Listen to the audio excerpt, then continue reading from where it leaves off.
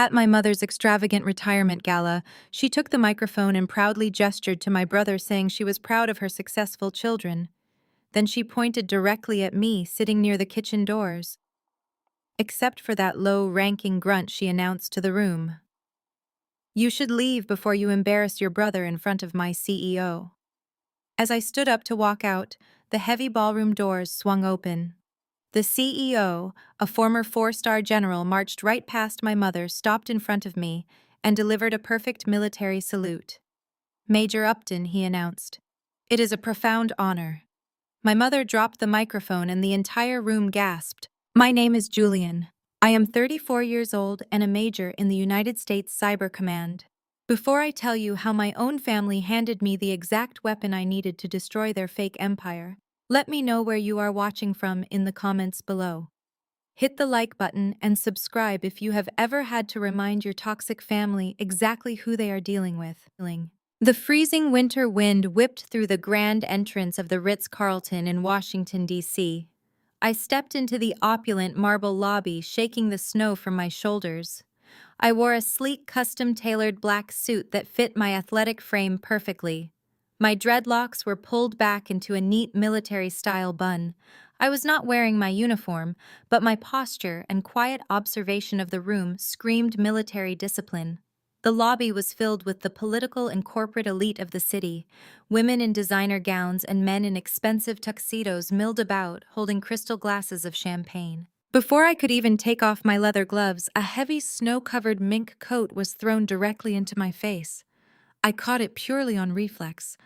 A crumpled $20 bill was shoved hard against my chest. "Valet, bring the Porsche round back, and do not mess up the leather."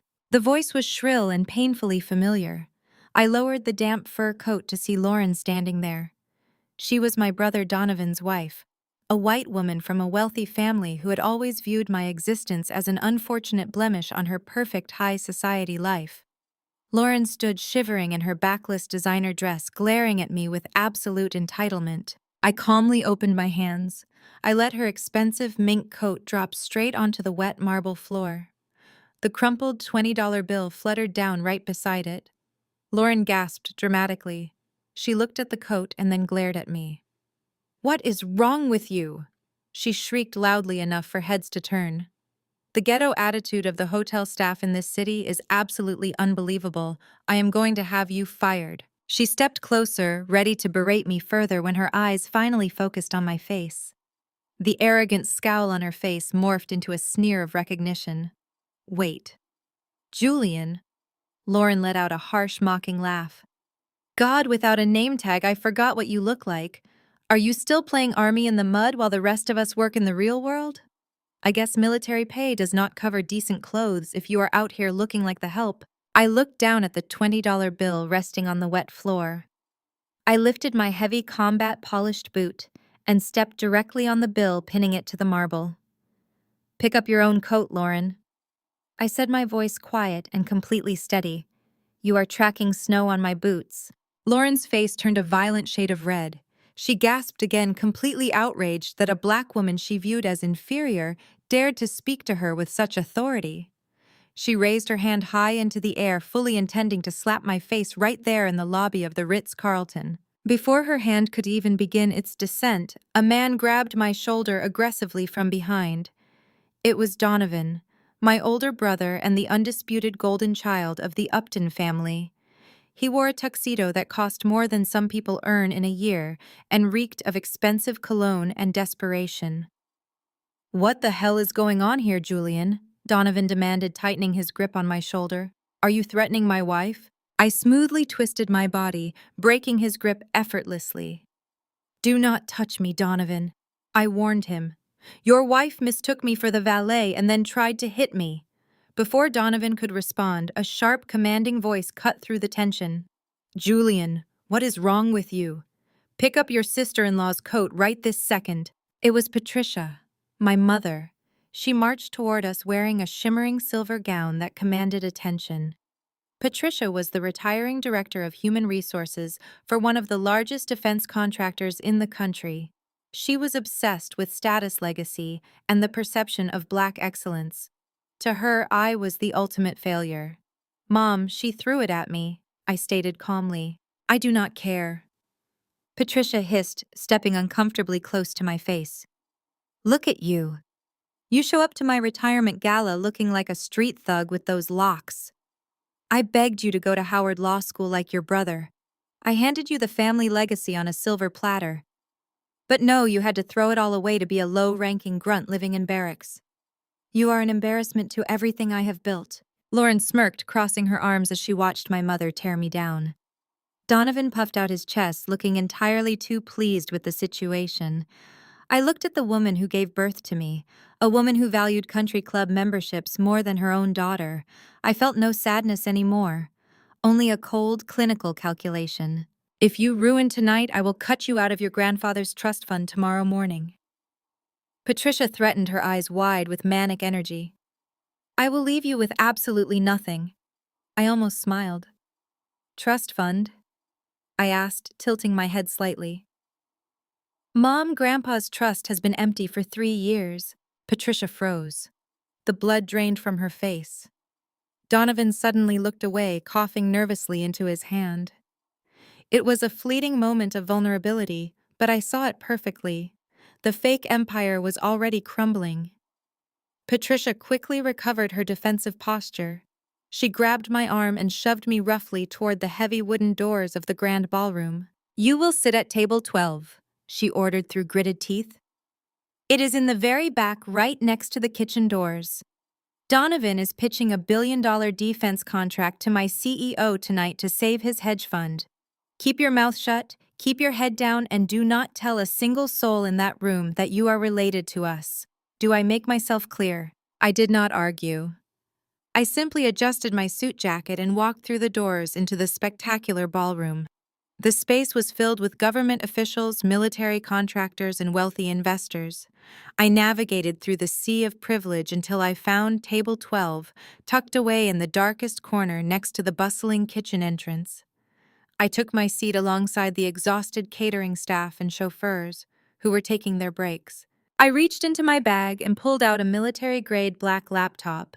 The casing was thick and heavily encrypted.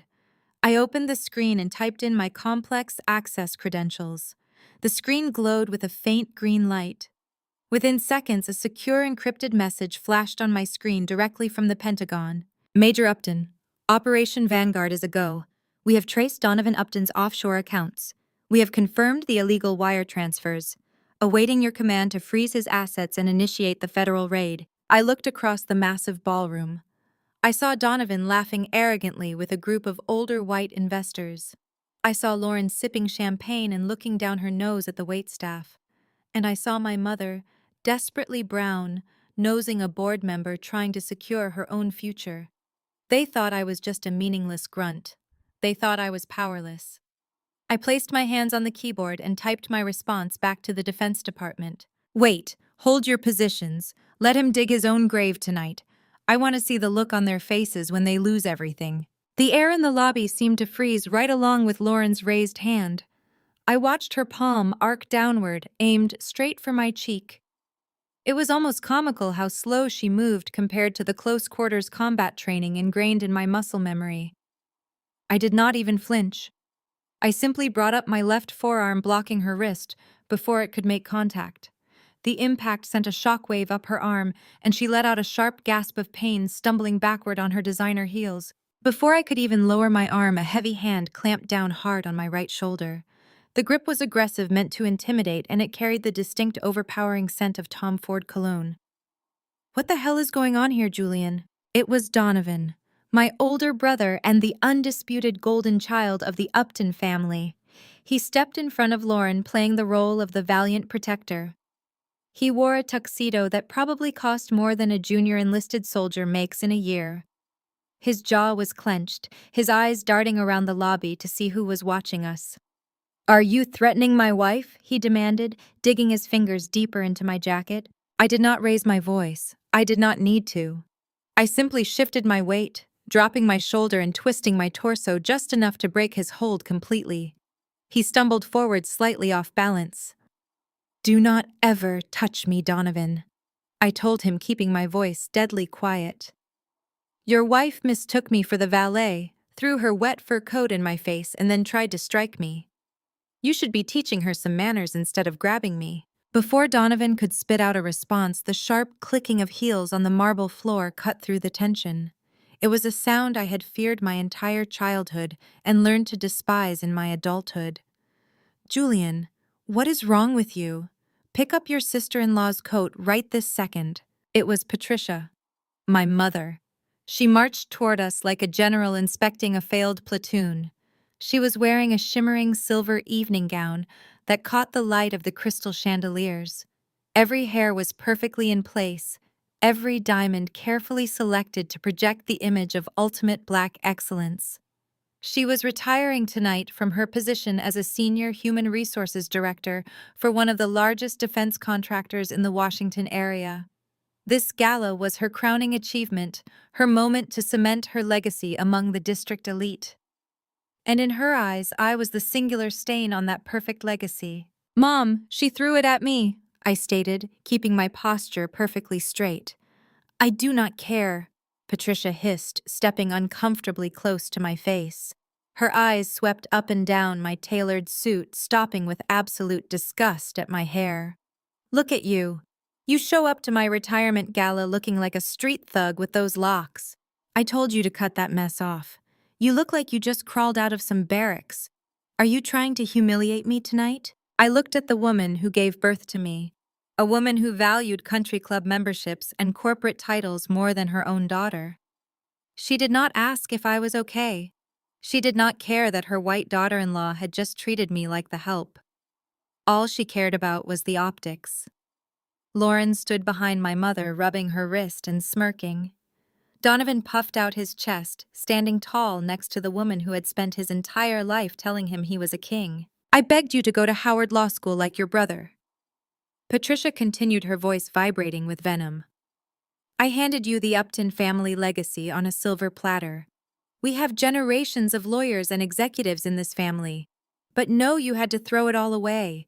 You had to run off to the military to be a low-ranking grunt. You are an embarrassment to everything I have built, Julian." I stood there letting her words wash over me. Years ago, those words would have broken me.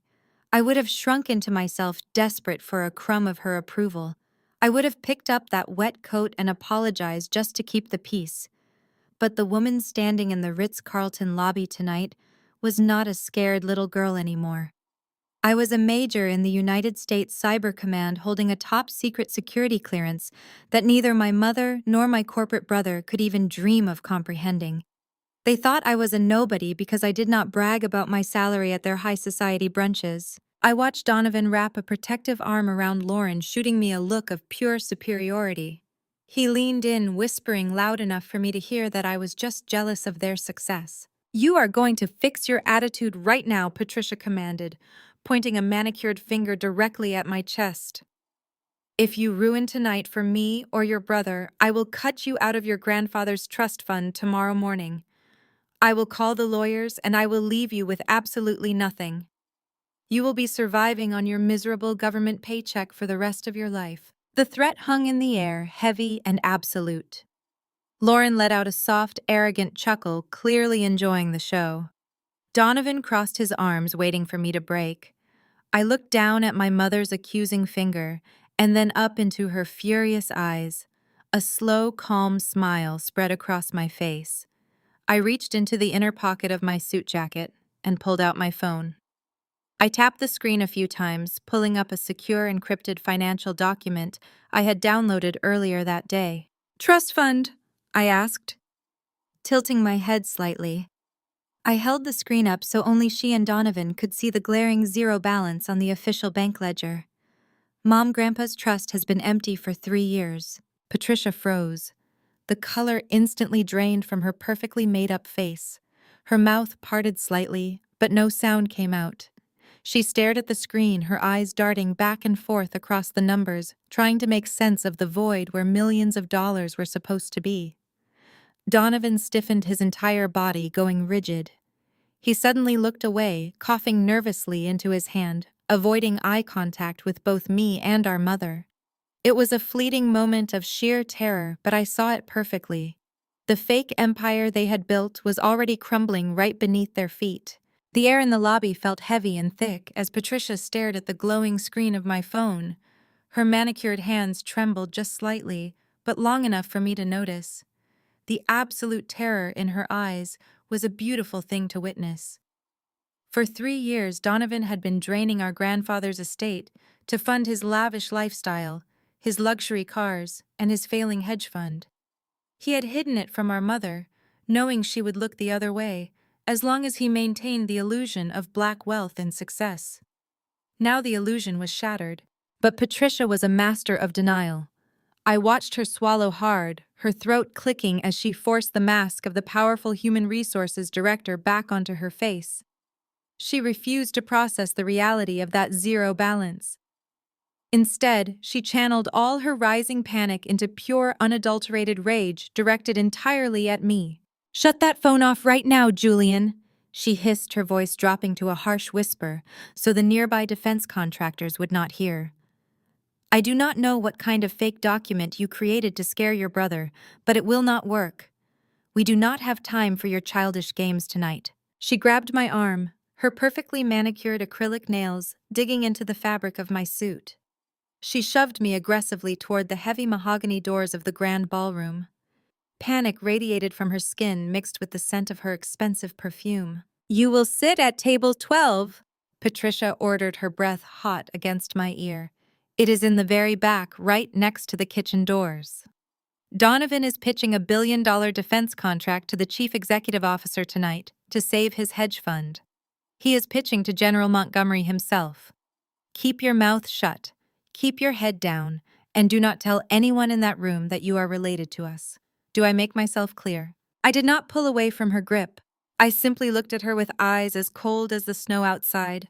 I nodded once. I let her push me through the massive doors and into the spectacular space. The ballroom was breathtaking. Massive crystal chandeliers hung from the vaulted ceilings, casting a warm golden glow over the wealthy attendees. It was a sea of false smiles and calculated handshakes. I walked slowly past the tables covered in white silk and centerpieces of cascading orchids. I saw prominent politicians from Maryland and Virginia mingling with high-level military contractors. I saw wealthy alumni flashing their luxury watches and talking loudly about their portfolios. None of them looked at me. To them, I was just a woman in a plain black civilian suit, a nobody who did not belong in their glittering world. I continued my walk all the way to the back of the room. The transition was sharp and unforgiving. The plush carpet gave way to a scuffed floor. The glittering light faded into the harsh fluorescent glare spilling from the swinging kitchen doors. The smell of expensive champagne was entirely replaced by the heavy scent of roasted meat and industrial dish soap. I found table 12. It was literally shoved into a dark corner, pushed aside to make room for the waitstaff to rush in and out with heavy trays of food. There were no orchids on this table, just a wrinkled tablecloth and cheap water glasses. My dinner companions were not defense contractors or politicians. I sat down next to 3 exhausted busboys, a chauffeur in a rumpled suit, and a security guard checking his phone.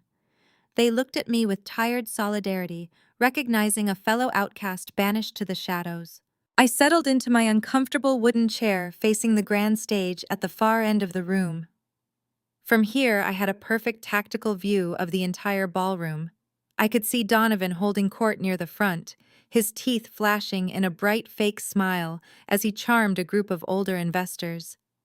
I could see Lauren flaunting her designer dress, acting like she owned the very ground she stood on. And I could see my mother pacing nervously near the VIP tables, desperately trying to ensure the night went exactly according to her desperate plans. I reached into my leather bag and pulled out my laptop. It was not a sleek silver commercial computer. It was a thick, heavy, military-grade machine built to withstand combat and highly encrypted by the United States Cyber Command. I set it down heavily on the cheap tablecloth, causing the chauffeur next to me to blink in surprise. I placed my thumb on the biometric scanner. The machine hummed to life, instantly recognizing my credentials.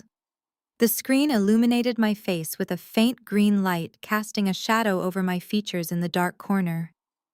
I bypassed the unsecured hotel network and connected directly to the Pentagon's secure network.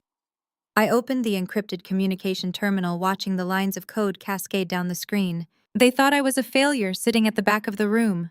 They thought I was a helpless grunt who had ruined the family legacy. They had no idea that my fingertips controlled the security of the entire eastern seaboard. A secure message flashed rapidly in the center of my screen, overriding all other data. It was marked with the highest level of clearance. The sender was my commanding officer at the Pentagon. Major Upton, the message read. Operation Vanguard is a go. We have fully traced Donovan Upton's offshore accounts. The forensic accountants have verified the massive fraud within his hedge fund. He is carrying millions in unsecured debt and actively attempting to defraud a federal defense contractor. We have teams positioned and ready, awaiting your command to freeze his assets and execute the warrants. I sat back in my chair, the sounds of the clattering kitchen plates fading into the background. I looked across the room at my brother. Donovan was raising a glass of champagne, toasting to his own imaginary brilliance. He was completely oblivious to the fact that his financial life was currently resting in the hands of the sister he had just banished to the kitchen doors. I rested my hands on the keyboard. The power to ruin him instantly was right there. I could press a single button and watch his bank accounts drop to zero in real time. But a quick death was too good for a man who had stolen from our grandfather and treated me like trash. I wanted his humiliation to be public. I wanted his wealthy friends to watch him fall. I typed my response into the encrypted terminal, my keystrokes slow and deliberate. Wait, I typed. Hold all teams. Do not freeze the assets yet. Let him dig his own grave tonight. Stand by for my final command. The screen of my encrypted laptop went dark as I pushed the lid down just enough to hide the glowing seal of the Defense Department. From my cramped corner next to the swinging kitchen doors, I had a perfect tactical view of the entire grand ballroom. The space vibrated with the fake energy of Washington power brokers and Virginia defense contractors. Waiters in crisp white uniforms rushed past my shoulders, carrying heavy silver trays loaded with caviar and truffle canapes. The air in the room was thick, heavy with the smell of roasted duck and nauseatingly expensive perfume. I sat perfectly still, letting the chaos of the catering staff flow around me, while I kept my eyes locked on the center of the room. Right beneath the largest and most brilliant crystal chandelier stood my brother Donovan. He was completely in his element, holding court like a king among peasants. He was surrounded by a tight circle of 4 older white men who looked like they breathed government contracts and exclusive golf course memberships. Donovan was speaking loudly and gesturing wildly. He kept his left arm constantly raised, ensuring the light continuously caught the massive $50,000 gold Rolex hanging loosely from his wrist. Lauren stood practically glued to his side, wearing a backless designer gown and holding a flute of vintage champagne. She was playing the role of the perfect, wealthy wife, smiling like she had personally invented high society. I could hear Donovan's voice booming easily over the string quartet playing softly in the far corner. He was aggressively pitching his hedge fund, projecting an image of absolute financial invincibility. He threw around meaningless buzzwords about impenetrable offshore assets and guaranteed government returns, desperately trying to dazzle the military contractors into handing over their money. I felt a dry ache in my throat and decided I needed a glass of water. I pushed back my uncomfortable wooden chair and walked out from the dark shadows of Table 12. The main mahogany bar was situated directly behind Donovan's little circle of influence. As I approached the polished counter, Donovan caught sight of my reflection in the mirrored wall behind the bartender. He did not miss a beat. He immediately decided to use my presence as a prop to make himself look bigger to his audience. "You see that woman walking over there, gentlemen?" he said, his voice projecting loudly enough for half the room to hear. "That is my little sister." The older men turned their heads to look at me, their eyes sweeping critically over my plain black civilian suit and my neatly pulled back locks. "She means well," Donovan continued, letting out a deep, condescending chuckle, "but she severely lacks the Upton family ambition. She is just a low-level government pencil pusher. She is perfectly content surviving on taxpayer scraps while the rest of us actually build the global economy." Lauren chimed in instantly with a high-pitched practiced laugh, resting her hand flat against Donovan's chest. We try so hard to help her out, but she insists on staying in her little military bubble, Lauren added, giving the men a look of mock pity. I did not stop walking. I did not break my stride, and I certainly did not give them the satisfaction of a verbal response. I reached the gleaming mahogany bar, right beside where Donovan was standing. A towering, neatly stacked pile of thick black cocktail napkins sat dangerously close to the edge of the counter. As I reached across the wood surface to grab a heavy glass water pitcher, I deliberately let my elbows swing wide. My arm caught the very bottom of the napkin stack. The entire tower collapsed instantly, cascading like a black waterfall directly onto Donovan's freshly polished custom Italian leather shoes. "Watch where you are going," Donovan snapped, stepping back quickly and looking down in absolute disgust. He immediately snapped his fingers aggressively at a passing busboy. "Clean this mess up right now," he demanded. Always needing to show off for his wealthy audience, Donovan dramatically reached into his tuxedo jacket. He pulled out his slim designer leather wallet, fully intending to flash a large, crisp bill to the busboy for the minor inconvenience. He ripped open the wallet with a sharp, arrogant flick of his wrist. He was entirely too aggressive. Tucked loosely between his black prestige credit cards was a bright pink piece of paper. The sudden movement dislodged it. It caught the light draft blowing in from the kitchen doors and fluttered gracefully toward the floor, landing face up directly at the toe of my combat boot. It was absolutely not a receipt from a high-end boutique or a luxury car dealership. It was a stiff, brightly colored piece of cheap cardstock. I calmly reached down and picked it up before Donovan even realized it had slipped from his grasp. I looked at the bold black letters printed aggressively across the top of the slip.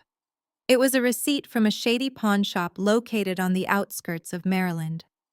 I read the itemized description printed on the ticket aloud, keeping my voice soft but incredibly clear so that every man in his circle could hear me. A short-term, high-interest cash loan against a $50,000 gold Rolex. I looked up slowly, meeting my brother's suddenly terrified eyes. "Times must be tough on Wall Street, bro." Donovan lunged forward, snatching the pink ticket from my fingers as thick beads of sweat instantly broke out across his forehead. Donovan scrambled backward as if the bright pink piece of paper had burned his fingers. He shoved the pawnshop ticket deep into his tuxedo pocket, his face slick with a sudden layer of terrified sweat. He did not say another word to me. He just turned and practically ran back toward the center of the ballroom, leaving his wealthy investors looking confused. I watched him retreat, feeling a cold satisfaction settle into my chest. He was drowning in massive debt and pretending to walk on water. I turned my back on his pathetic display and continued my walk toward the main bar. I still needed that glass of water. The main bar was a massive curved structure of polished mahogany and glowing amber lights. The bartender, an older man in a crisp white vest, gave me a polite nod as I approached. I opened my mouth to ask for sparkling water, but a sharp, cloying scent of floral perfume hit my senses right before a bony shoulder bumped hard into mine. It was Lauren. She had scurried over to the bar the moment she saw Donovan run off. She sidled up right next to me, leaning her elbows on the mahogany surface. She wore a tight, strained smile that did not quite reach her cold eyes. She was desperate to reassert her dominance, to put me back in the tiny, inferior box she and my family had built for me. "I have to say," Julian, Lauren began, her voice pitched just loud enough for the people around us to hear. "It is just so brave of you to wear your hair natural like that in a professional setting. I could never do it. I mean, it is just so bold to show up to a formal gala with those dreadlocks. I just think it is so inspiring how you do not let basic aesthetic standards bother you." I looked at her perfectly straightened, bleached blonde hair and her strained expression. I did not blink, I did not frown. I just let her keep talking, giving her enough rope to hang herself. Her entire personality was built on these fragile, transparent insults. "I suppose when you are just military muscle, aesthetics do not really matter," Lauren continued, taking a slow sip from her nearly empty champagne flute. She looked me up and down with exaggerated pity. It must be so difficult for you being the only Upton who did not go to an Ivy League school. But we all have our roles, do we not? You play in the mud and take orders while Donovan is doing the real intellectual work for this family. He is building a financial empire while you survive on taxpayer scraps. It is honestly very sweet that your mother even let you attend tonight, considering how important Donovan's pitch is to the VIPs. I stayed completely silent, leaning against the bar and letting her ridiculous words hang in the air. My silence seemed to agitate her deeply. She needed a reaction from me to feel superior, and my absolute calm was driving her crazy. She turned away from me with a dramatic huff and flagged down the bartender. She wanted to put on a show to prove exactly where she stood in the hierarchy of the room. "Bartender," she called out, snapping her manicured fingers, "I need a bottle of your finest vintage champagne for my husband's table. Bring us the Dom Perignon Reserve, the 1996 vintage. We are celebrating a massive contract tonight and we only drink the absolute best." The bartender nodded professionally. "That bottle is $5,000, ma'am. Will you be putting that on a room tab?" Lauren scoffed, tossing her hair over her shoulder. She reached into her sequined clutch and pulled out a heavy black credit card.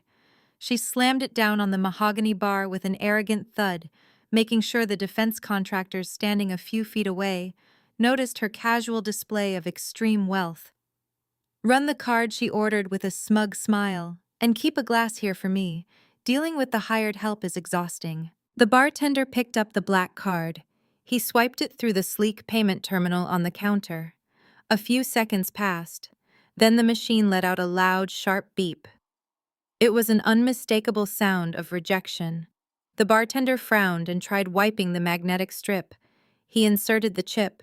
The machine beeped again, louder this time. A blinking red light illuminated the small screen. "I am so sorry, ma'am," the bartender said, keeping his voice polite but firm. "The card has been declined." Lauren froze. The smug smile literally slid off her face. The defense contractors standing nearby stopped their conversation and glanced over at the commotion. "Declined." Lauren repeated, her voice suddenly shrill and panicked. "That is impossible. Run it again. You must be doing it wrong. Do you know who my husband is? Run the card again." "I have run it twice, ma'am," the bartender replied, tapping the screen. "It says insufficient funds." Lauren's face turned a brilliant shade of crimson. Her neck broke out in blotchy red hives as the immense embarrassment washed over her. She snatched the card back from the bartender, her hands trembling uncontrollably. She looked around frantically, trying to save face in front of the wealthy guests who were now openly staring at her. "It must be a fraud alert," she stammered loudly, her voice cracking. "Yes, a fraud alert. My bank is incredibly strict about large purchases. They must have frozen the account for my own protection because the amount is so large. It happens all the time to people in our tax bracket." She was sweating now, perfectly mirroring her husband's panic from moments earlier. She fumbled with her clutch, desperately digging for another credit card that she clearly did not have. The shiny facade was cracking wide open, and the grim reality of their massive, crippling financial debt was bleeding through into the public eye. They were broke, and everyone at the bar was watching her fail to buy a drink. I watched her squirm for a few more seconds, enjoying the absolute terror radiating from her shaking hands. Then I slowly reached into the pocket of my tactical trousers. I pulled out my own payment card. It was not issued by a standard consumer bank. It was a solid matte black unmarked metal card, issued directly by the Department of Defense for high-level operational and discretionary expenses. It carried no spending limit whatsoever. I placed the heavy metal card onto the bar. It made a solid ringing sound against the wood. I slid it smoothly across the mahogany counter toward the bartender. I did not look at Lauren as I spoke. I kept my eyes fixed entirely on the bartender and delivered my instructions with absolute terrifying calm. "Put her cheap champagne on my tab," I said softly. "She clearly needs a drink." I left the bartender holding my solid black metal card and walked away from the mahogany counter. Lauren stood frozen in place, her mouth hanging slightly open as she stared at the piece of government-issued titanium. I did not wait for her to formulate an excuse or a snappy comeback. The sheer humiliation radiating off her was intoxicating, but I had larger targets to focus on tonight. The grand ballroom was becoming suffocating.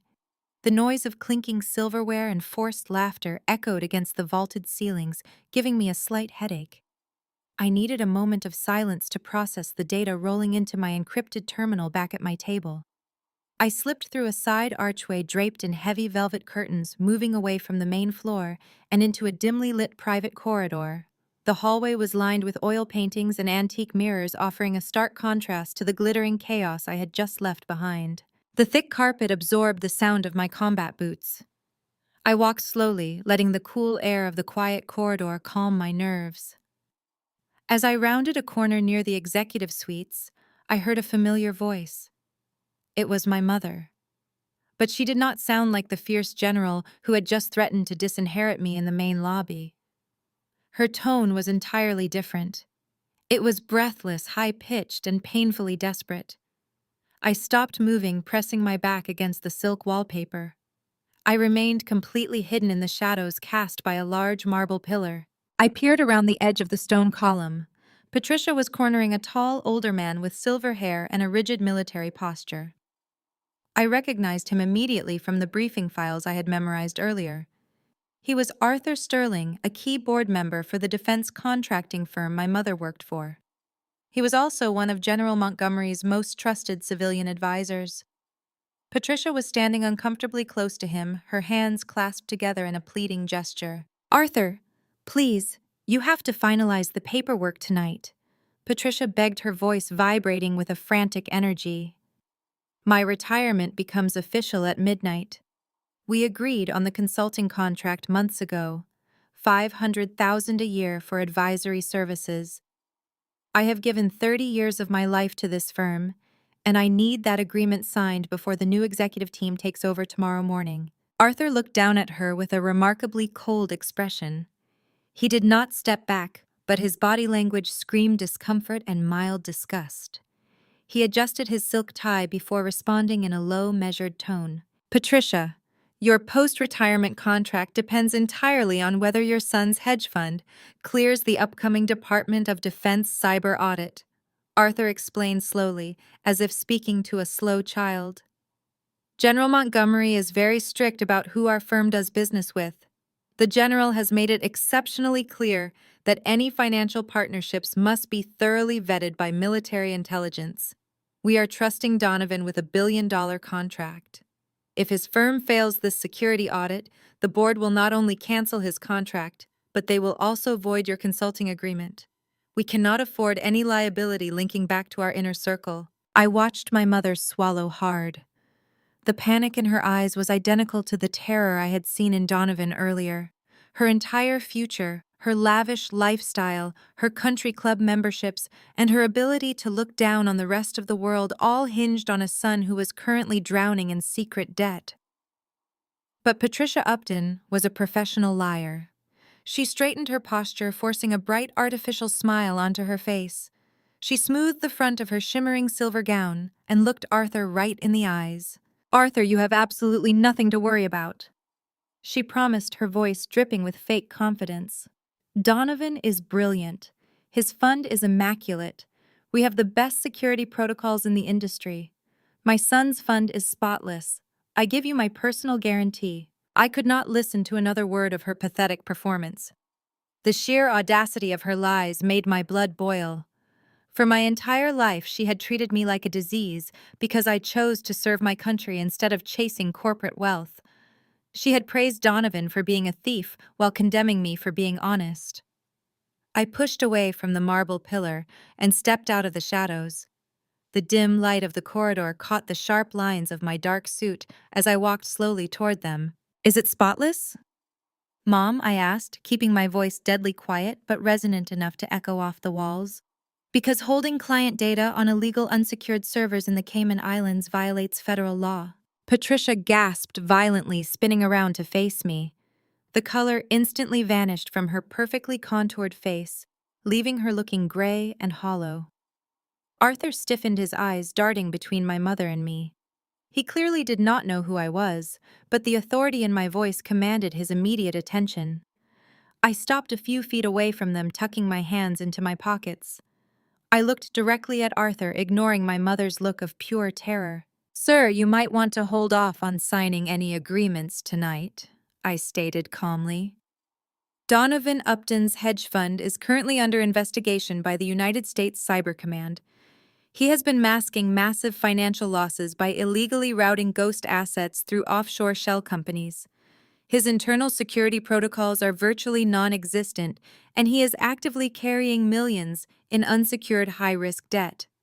If General Montgomery proceeds with this partnership, he will be handing $1 billion in federal defense funds to a man who just pawned his own watch to cover a margin call. Arthur stared at me, his silver eyebrows drawing together in a deep, furious frown. He looked at Patricia, who was practically hyperventilating. Her mouth was opening and closing, but no sound came out. She was completely paralyzed by the sudden collapse of her entire world. "Who are you?" Arthur demanded, his voice sharp and authoritative. "I am Major Julian Upton," I replied, maintaining perfect eye contact with the powerful board member. "I am an operations director for Cyber Command, and I am also the unfortunate sister of the fraud you are about to do business with. I highly suggest you alert General Montgomery to pull his investments before the federal warrants are executed tomorrow morning." Patricia finally found her voice. It came out as a strangled, pathetic whimper. "Julian, stop!" she begged, taking a shaky step toward me. "You are ruining everything. You do not know what you are talking about." "Please, Arthur, she is just jealous. She is crazy. She has always been jealous of her brother." Arthur did not even look at her. He kept his eyes locked on me, processing the immense weight of the military intelligence I had just handed him. He pulled a sleek encrypted phone from his jacket pocket.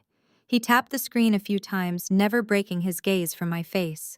"Major Upton," Arthur said, his tone completely devoid of any emotion. "I appreciate your candor. I will be making a call to the Pentagon immediately to verify your claims. If what you say is true, this firm owes you a great debt." He turned his back on my mother, treating her like she was already a ghost. He walked swiftly down the corridor, leaving Patricia standing alone in the dim light. She began to shake uncontrollably. The $500,000 consulting contract was gone. The $1 billion defense deal was gone. The fake empire she had sacrificed her own daughter to protect was burning to the ground right in front of her eyes. She slowly turned her head to look at me. Her eyes were wide, wild, and filled with tears of pure hatred. I did not feel an ounce of pity for her.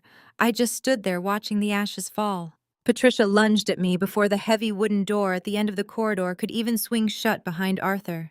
Her manicured fingers clamped down on my wrist with a desperate, bruising grip. She did not scream because she was too terrified of the wealthy guests lingering just around the corner. Instead, she yanked me forward, her heels silently sinking into the thick carpet as she dragged me toward a heavy mahogany door slightly ajar to our left. It was a massive walk-in coat closet filled with the scent of damp wool and expensive mink. She shoved me into the dark space and slammed the door shut behind us, plunging us into a heavy, suffocating silence. "How do you know about the Cayman servers?" Patricia demanded, her voice trembling, completely unhinged in the darkness. "Have you been snooping through your brother's mail like a rat? Have you been digging through his personal files just to find a way to humiliate us tonight?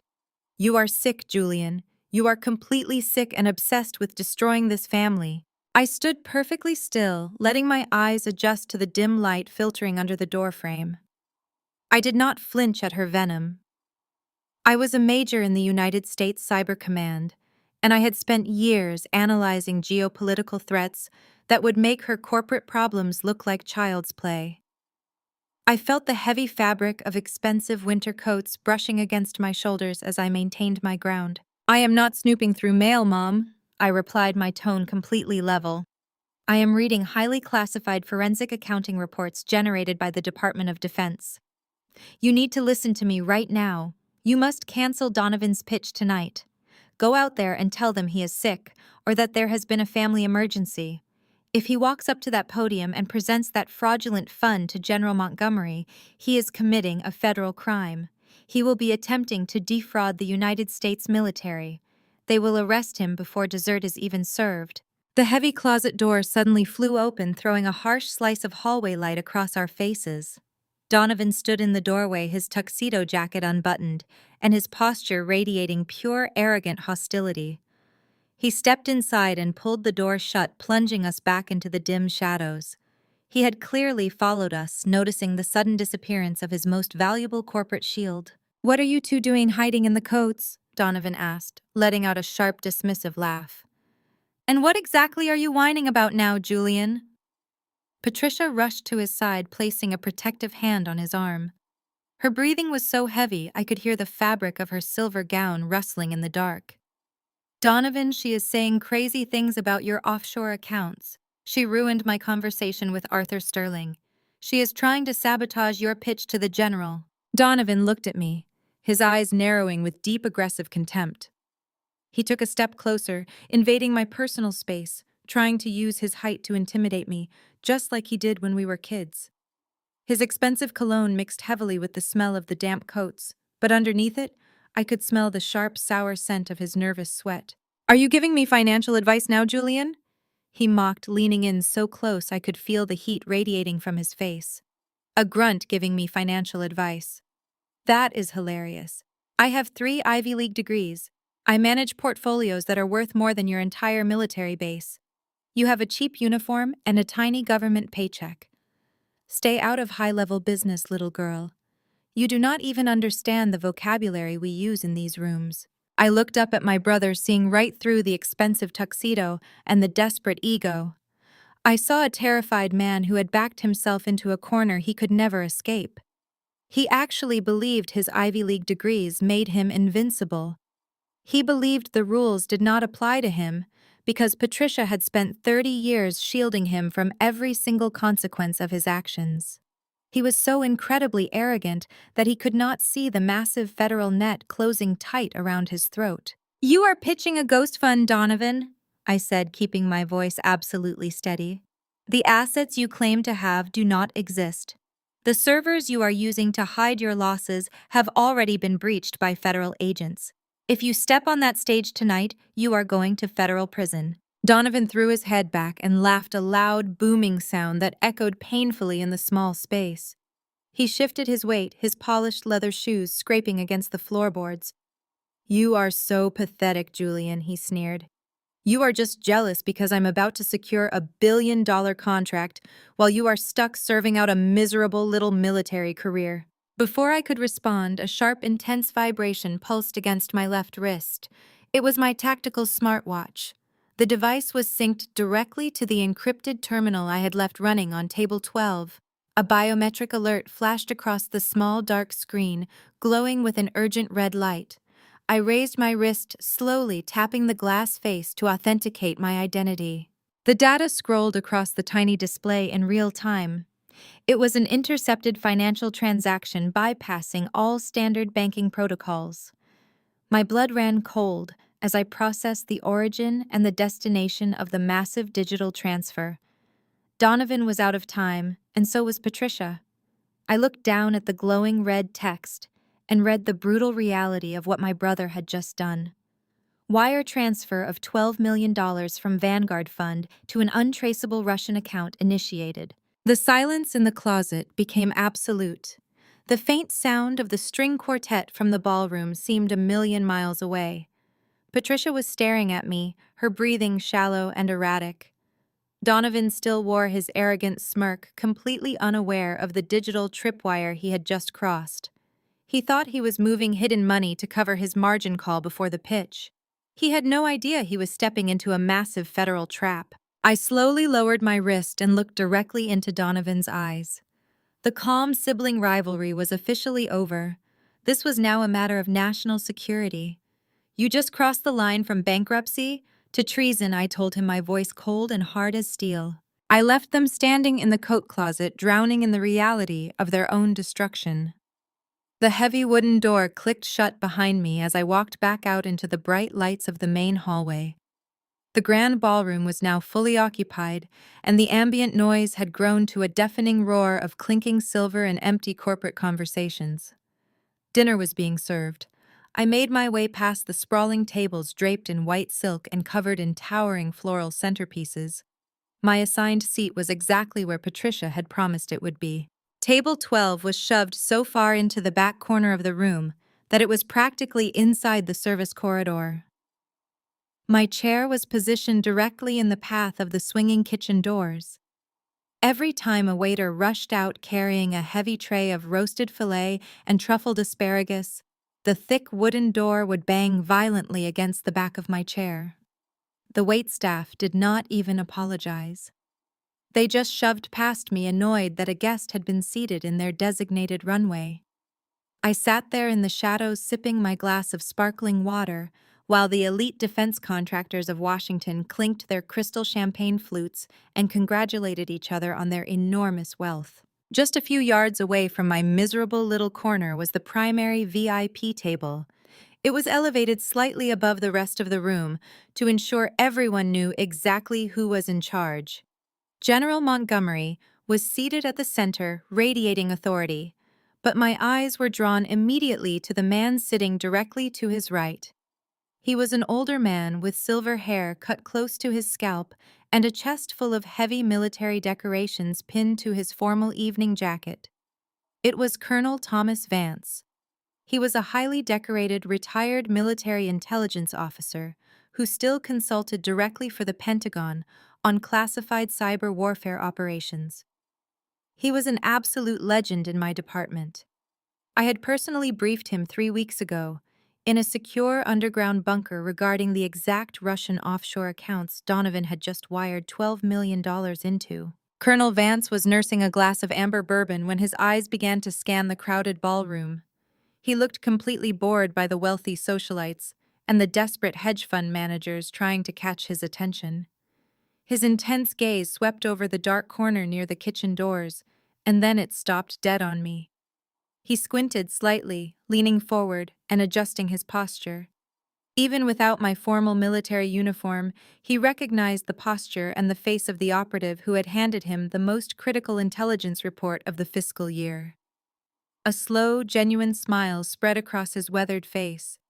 He pushed his heavy chair back from the VIP table and stood up, ignoring the confused looks from General Montgomery and the surrounding defense contractors.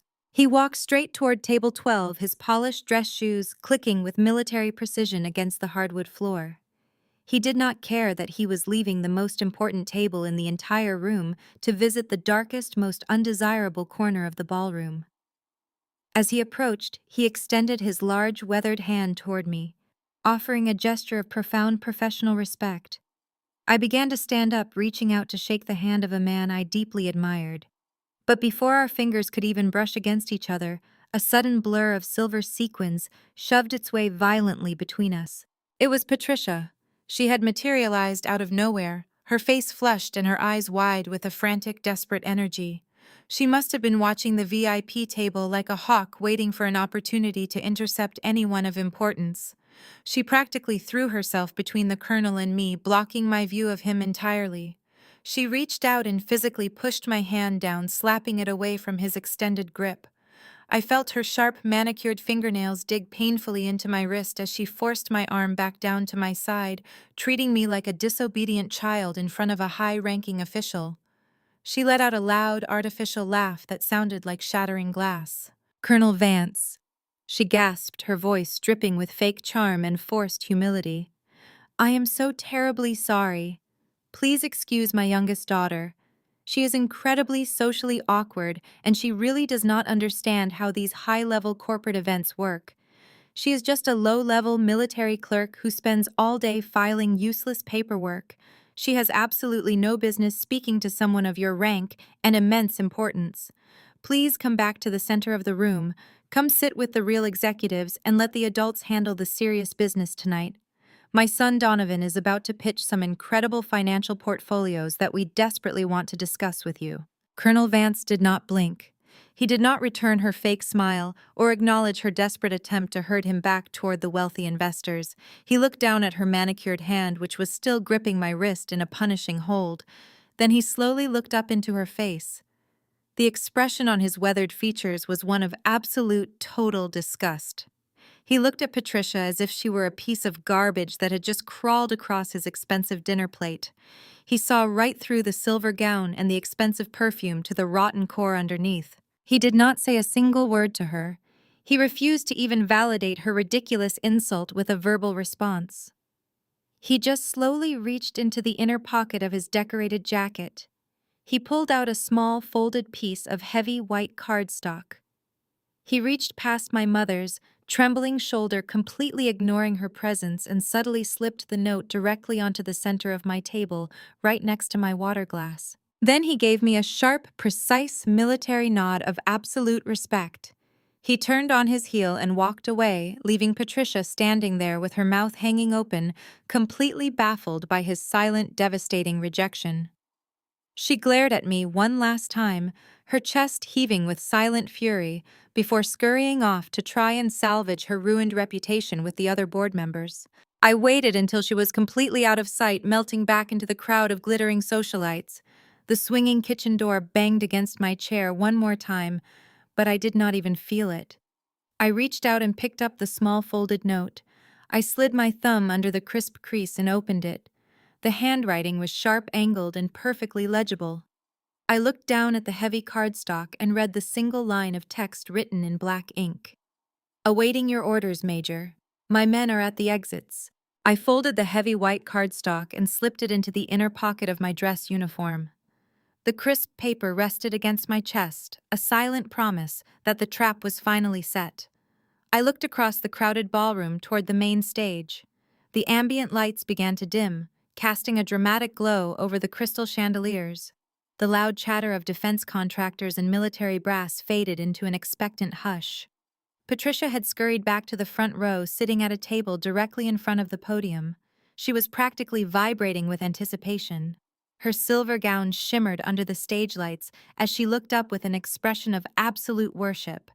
It was time for her golden child to perform his grand illusion. A voice echoed over the state-of-the-art sound system, introducing the keynote speaker for the evening.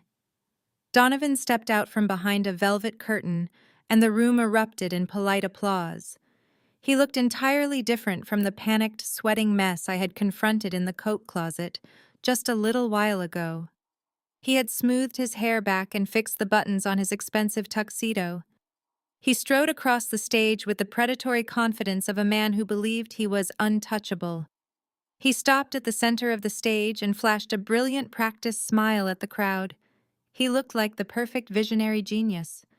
No one in the room except me and Colonel Vance knew that he was nothing more than a desperate criminal wearing a very expensive costume. "Thank you all for being here tonight." Donovan began, his voice smooth and rich, echoing perfectly through the massive ballroom. "We are standing on the precipice of a new era in global finance and defense strategy. Tonight, I am going to show you how Upton Capital is revolutionizing the way we secure military investments." He pressed a button on the small remote in his hand. The massive digital screen behind him flashed to life. It displayed a sleek, high-definition presentation filled with sharp blue graphics and upward-trending charts. The numbers on the screen were staggering. They showed billions of dollars in active management and consistently massive quarterly gains. It was a beautiful masterpiece of corporate fiction. Every single digit up there was completely fabricated. Donovan began to pace the stage, gesturing broadly as he spoke. He used big, empty words that sounded impressive to people who did not understand the actual mechanics of digital finance. He talked about algorithmic forecasting and dynamic market adaptation. He spoke directly to General Montgomery, promising guaranteed government returns that no other firm on the eastern seaboard could match. He was selling them a dream built entirely on ghost assets and illegal leverage. At table 12, the swinging kitchen doors banged against the back of my chair as a waiter rushed past with a tray of empty wine glasses. I ignored the impact. I did not care about the noise or the terrible seating arrangement anymore. I reached down and picked up the dark tactical bag I had brought with me. I set it on my lap and unzipped the main compartment.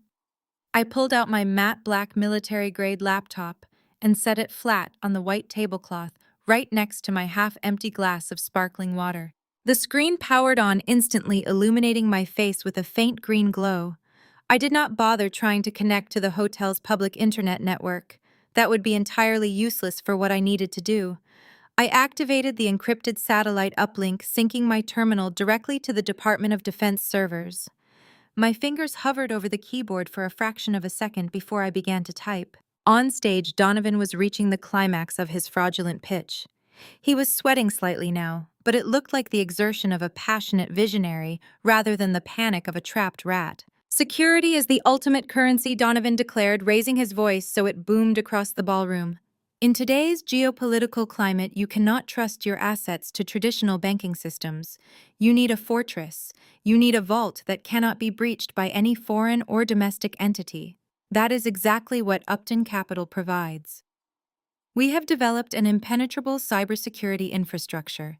It is a proprietary system that makes your investments completely invisible to hostile threats. I stared at my screen, watching the lines of code scrolling downward as my override program chewed through the hotel's basic security firewalls. Donovan's impenetrable cybersecurity was a joke. His entire network was built on cheap commercial software that he had outsourced to the lowest bidder.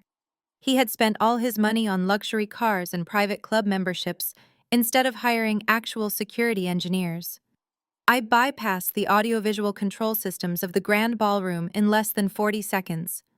I now had complete, unrestricted access to the main projector feeding the massive screen behind his head. I typed a single line of execution code into the command prompt. I kept my eyes locked on the stage, waiting for the perfect moment. Patricia was beaming, looking around the room to make sure everyone was properly admiring her genius son. Donovan clicked his remote one more time.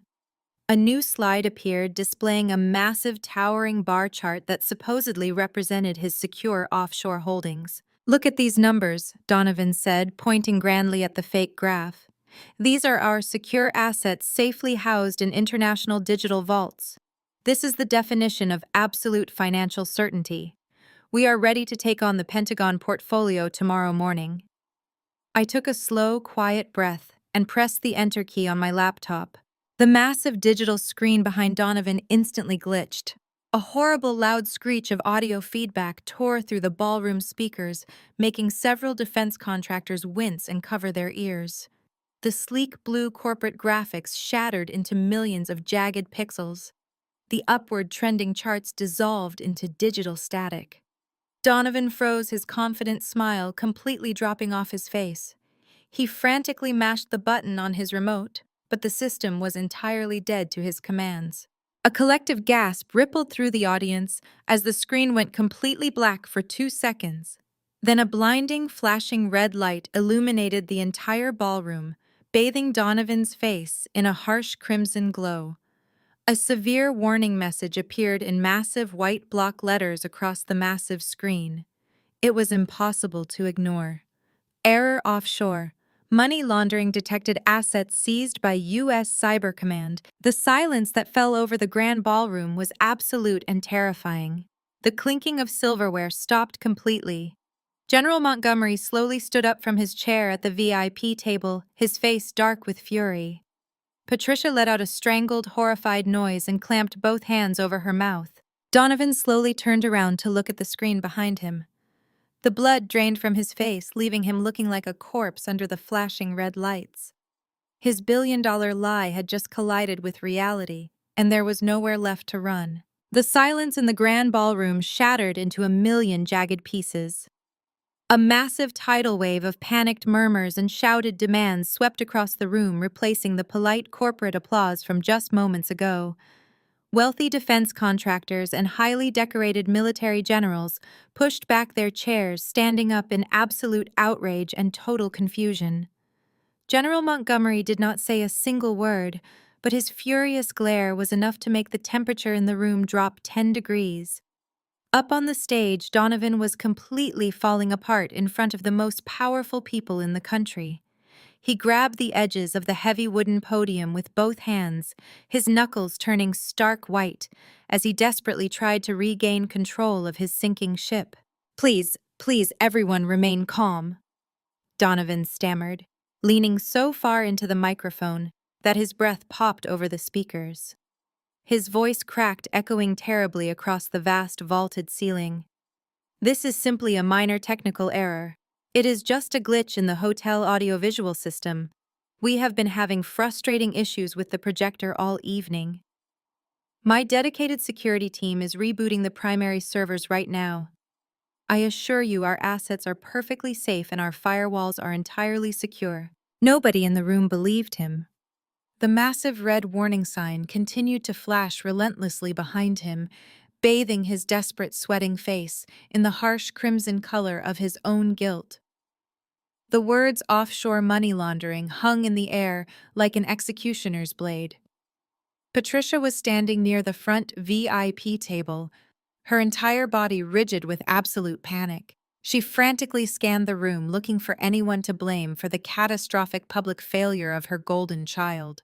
Her eyes darted wildly over the terrified crowd, searching for an easy scapegoat until they locked onto the dark, shadowy corner near the swinging kitchen doors. They locked onto table 12. They locked onto me. I was sitting perfectly still, bathed in the faint green glow of my encrypted military terminal. My hands were resting casually on the keyboard. Patricia saw the thick armored casing of the government hardware and instantly realized exactly what was happening. The sheer terror in her expression mutated into a blind, terrifying rage. She practically shoved a wealthy defense investor out of her way as she stomped away from the main stage. She marched aggressively through the complicated maze of silk-covered tables, her silver gown catching the flashing red lights radiating from the broken projector. She knocked against chairs and bumped shoulders, sending a tray of expensive champagne crashing to the floor, but she did not even blink. Her face was twisted into a hideous mask of pure hatred. She was entirely focused on me, completely ignoring the elite crowd watching her erratic, unhinged behavior. "What are you doing?" Patricia hissed, her voice rising to a frantic shriek as she reached my table. "What did you do to your brother's presentation? Turn it off, Julian. Turn it off right now before you ruin everything we have worked for." I did not look up at her. I kept my eyes fixed entirely on the scrolling data, verifying that the final offshore accounts were being successfully frozen by federal cyber agents. Every dollar Donovan had stolen was being locked down in real time. "I told you, Mom," I said quietly, keeping my voice perfectly level. "He is committing a federal crime right in front of military intelligence, and I am putting a stop to it." "You are completely out of your mind," Patricia screamed, her voice echoing over the mounting chaos of the ballroom. She lunged forward across the white tablecloth, violently knocking over my glass of sparkling water. She aggressively grabbed my laptop, reaching her manicured hands directly onto the glowing keyboard, attempting to slam the heavy device shut by brute force. She thought it was just a regular piece of consumer electronics. She honestly believed she could silence the truth by simply closing a lid and throwing a tantrum. The moment her unauthorized hand made contact with the biometric sensors integrated into the keys, the laptop responded instantly. A loud, piercing alarm ripped through the air, completely overpowering the nervous, frantic chatter of the ballroom. It was a high-frequency military distress siren specifically designed to alert a forward operating base to a direct hostile breach. The sound was absolutely deafening, making the crystal glasses on the tables vibrate and rattle. Several guests physically covered their ears. Patricia shrieked in shock and yanked her hands back rapidly as if the keyboard had suddenly burst into scalding flames. The flashing red screen on the stage suddenly went pitch black. The massive speakers mounted near the ceiling crackled with static. A cold, synthetic, robotic voice echoed perfectly through the grand ballroom, cutting through the panic with terrifying mechanical authority. "Unauthorized biometric access. Federal lockdown initiated." The automated voice repeated the warning, sealing the fate of the Upton family in front of the most powerful people in Washington. The heavy electronic locks on all the ballroom emergency exits clicked audibly, engaging a secure perimeter protocol. Patricia stumbled backward, bumping hard into an empty dining chair. She cradled her right hand against her chest, staring at my computer as if it were an alien weapon. Her chest heaved with frantic, uneven breaths as the reality of her total destruction finally began to set in. "Turn off this toy right now, you worthless brat!" Patricia yelled, her voice cracking with absolute hysterical desperation. She was crying now, her perfect makeup beginning to run down her cheeks. "You have ruined this family. You have ruined your brother. Turn it off." I did not touch the computer. I just sat back in my chair and looked at her. Her entire world of lies and fake wealth and stolen prestige was dissolving into dust right in front of her eyes, and she still believed she could just yell at me to fix it. She still thought I was the powerless little girl she could bully into submission. I was about to tell her that the game was officially over and that there was no way to undo what had just been done. But before I could even open my mouth, a massive booming sound echoed from the far end of the room. The heavy double doors of the grand ballroom slammed open, hitting the walls with the brutal force of a bomb blast. The piercing alarm abruptly silenced, leaving a heavy ringing in our ears. Absolute dead silence fell over the entire room as every single person turned to look at the entrance. The heavy double doors of the grand ballroom slammed open, hitting the walls with the brutal force of a bomb blast. The piercing military alarm abruptly silenced, leaving a heavy ringing in our ears. Absolute dead silence fell over the entire room as every single person turned to look at the entrance. The flashing red lights from the ruined projector washed over the doorway, illuminating the figures stepping into the room. General Richard Montgomery stood at the threshold. He was 65 years old and the chief executive officer of the largest defense contracting firm in the country. He did not look like a man arriving at a corporate gala for a polite dinner. He looked like a man walking onto a battlefield. He wore a perfectly tailored dark suit that stretched across his broad shoulders, and his silver hair was cropped in strict military precision. He radiated an aura of absolute terrifying power that instantly suffocated whatever remaining oxygen was left in the ballroom. He was flanked by 4 massive security details, men built like brick walls wearing dark suits and discreet earpieces. They fanned out around him, scanning the frozen crowd of wealthy elites with cold professional calculation. Patricia froze in place, her manicured hand still hovering over my encrypted keyboard. The transition was almost comical to witness. In less than a fraction of a second, she shifted completely from a raging monster ready to tear me apart into a fawning, desperate subordinate. The sheer panic and hatred vanished from her face, replaced by a wide, artificial smile that looked painfully stretched across her features. She immediately abandoned her assault on my terminal and turned her back on me. She practically tripped over the hem of her expensive silver gown as she rushed across the ballroom floor, smoothing the fabric over her hips as she hurried toward the main entrance. Up on the stage, Donovan was still gripping the edges of the wooden podium, his knuckles white and his breathing shallow. He looked like he was about to pass out. The laser pointer remote slipped from his sweating fingers and hit the wooden stage floor with a loud clatter that echoed through the silent room. He watched his mother sprint across the room toward the general, hoping she could perform one of her miraculous social saves. He honestly believed she could smile her way out of a federal asset seizure. Patricia reached the front of the room, inserting herself directly into the path of the approaching general. She completely blocked his forward momentum, forcing his massive security detail to step up and form a protective barrier. She ignored the guards and threw her arms open in a gesture of grand, welcoming hospitality. She was acting as if the massive flashing red sign reading "Offshore Money Laundering Detected" was just a charming piece of modern art meant to entertain the guests. "General Montgomery," she gasped, her voice dripping with excessive charm and desperate flattery. "Welcome to my retirement gala. We are so incredibly honored that you could make it tonight.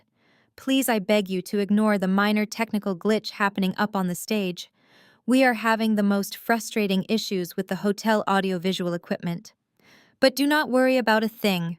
My son Donovan is fully prepared and completely ready to finalize the defense contract with you right this very moment." She gestured grandly toward the stage where Donovan managed a weak, trembling smile. He looked completely pathetic, bathed in the red light of his own federal exposure. The defense contractors sitting at the surrounding tables were already pulling out their phones quietly, messaging their own legal teams to distance themselves from the Upton family. General Montgomery did not smile back. He did not extend his hand to greet her, and he certainly did not look up at Donovan shivering behind the podium. He did not even look at Patricia. It was as if she were completely invisible to him. He stood there like a mountain of stone, his jaw set tight, and his cold gray eyes focused entirely on the far end of the room. He stared right over her perfectly styled blonde hair, ignoring her frantic attempts to capture his attention.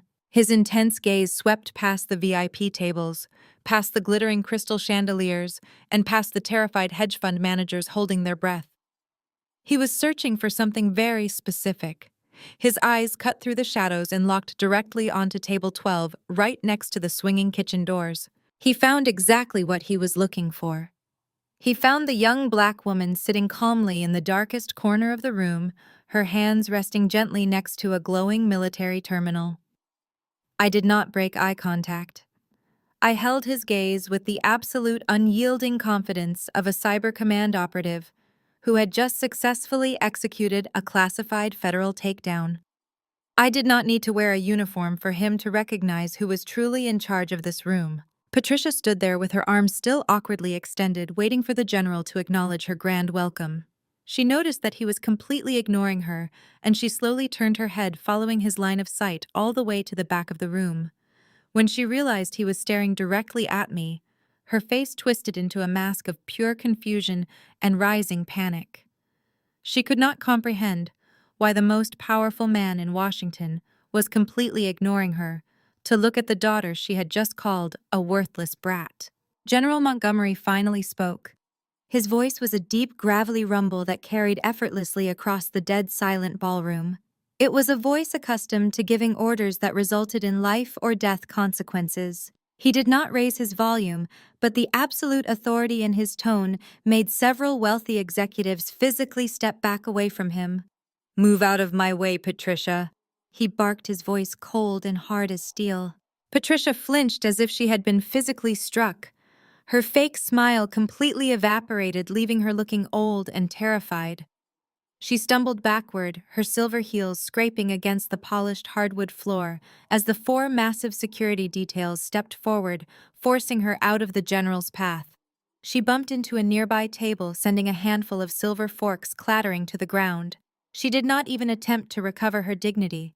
She just stood there trembling and clutching her diamond necklace as General Montgomery began to walk. He moved with deliberate, heavy steps, marching straight down the center aisle of the ballroom.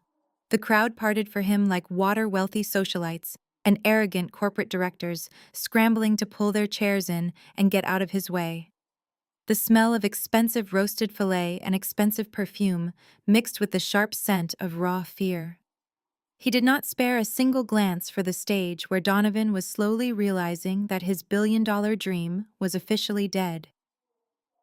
The general walked right past the VIP tables, right past Colonel Vance, who gave a subtle nod of acknowledgement and headed straight into the dark shadows of the service corridor. He walked right up to table 12 and stopped directly in front of me.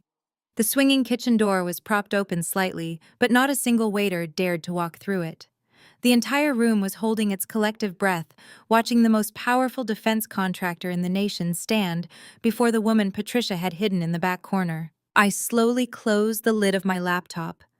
The green glow disappeared, leaving only the dim ambient light of the ballroom. I stood up, pushing my chair back with a quiet scrape against the floorboards. I smoothed the fabric of my dress and met General Montgomery face to face. The silence stretched for another agonizing second before the general did something that made Patricia gasp out loud in pure horror. He snapped his heels together and offered me a crisp, perfect military salute. The crisp military salute hung in the heavy air of the ballroom like a physical weight. I stood perfectly straight and returned the gesture with slow, deliberate precision, acknowledging the profound respect of the most powerful defense contractor in the nation. General Montgomery held my gaze for a long moment, completely ignoring the chaos and the flashing red warning lights tearing apart the stage behind him. He knew exactly what I had just accomplished, and he understood the immense gravity of the federal lockdown I had initiated. His four massive security guards stood like stone statues, forming an impenetrable wall around him, while the rest of the room descended into total panic. Patricia witnessed this entire silent exchange, but her mind simply refused to process the reality unfolding right in front of her face. Her fragile ego completely rejected the image of General Montgomery showing absolute deference to the daughter she had spent 30 years diminishing. It broke the fundamental rules of the universe she had constructed.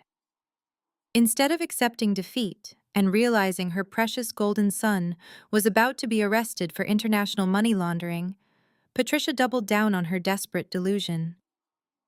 She decided that if she just spoke loudly enough and commanded the room with enough authority, she could force reality to bend back to her will. She scrambled up the small set of wooden stairs leading to the main stage, her silver heels clicking frantically against the polished floorboards. She shoved past Donovan, who was still gripping the edges of the podium in a cold, terrified sweat. Patricia snatched the heavy metal microphone directly from its stand with aggressive force. A sharp, piercing squeal of audio feedback echoed violently through the ballroom, making several wealthy guests wince and cover their ears. The horrific sound sliced through the panicked murmurs, forcing everyone to look up at her. "Everyone, please listen to me!" She shouted, her voice trembling with a manic, unhinged energy that bordered on hysteria. "Let us raise a glass right now. I demand a toast to my family. I am so incredibly proud of my highly successful son, Donovan. He is the brilliant visionary of Upton Capital and the true heir to our family's standard of absolute excellence." She raised her empty hand high in the air, pretending the flashing crimson federal warning behind her did not exist. She was smiling so hard, her face looked like a rigid plastic mask stretched over a skull. The elite defense contractors sitting at the surrounding tables just stared at her in total horrified silence. They were watching a woman completely lose her grip on reality, but Patricia did not care. She needed a scapegoat to deflect the unbearable tension in the room, and she chose the only target she had ever known how to attack. Her eyes narrowed into dark, hateful slits as she lowered her hand and pointed a disgusted, manicured finger entirely across the crowded room.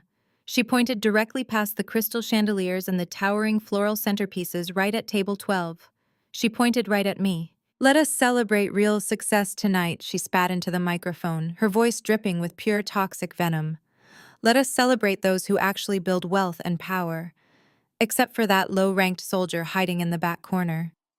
Julian, you have ruined more than enough tonight with your pathetic little stunts.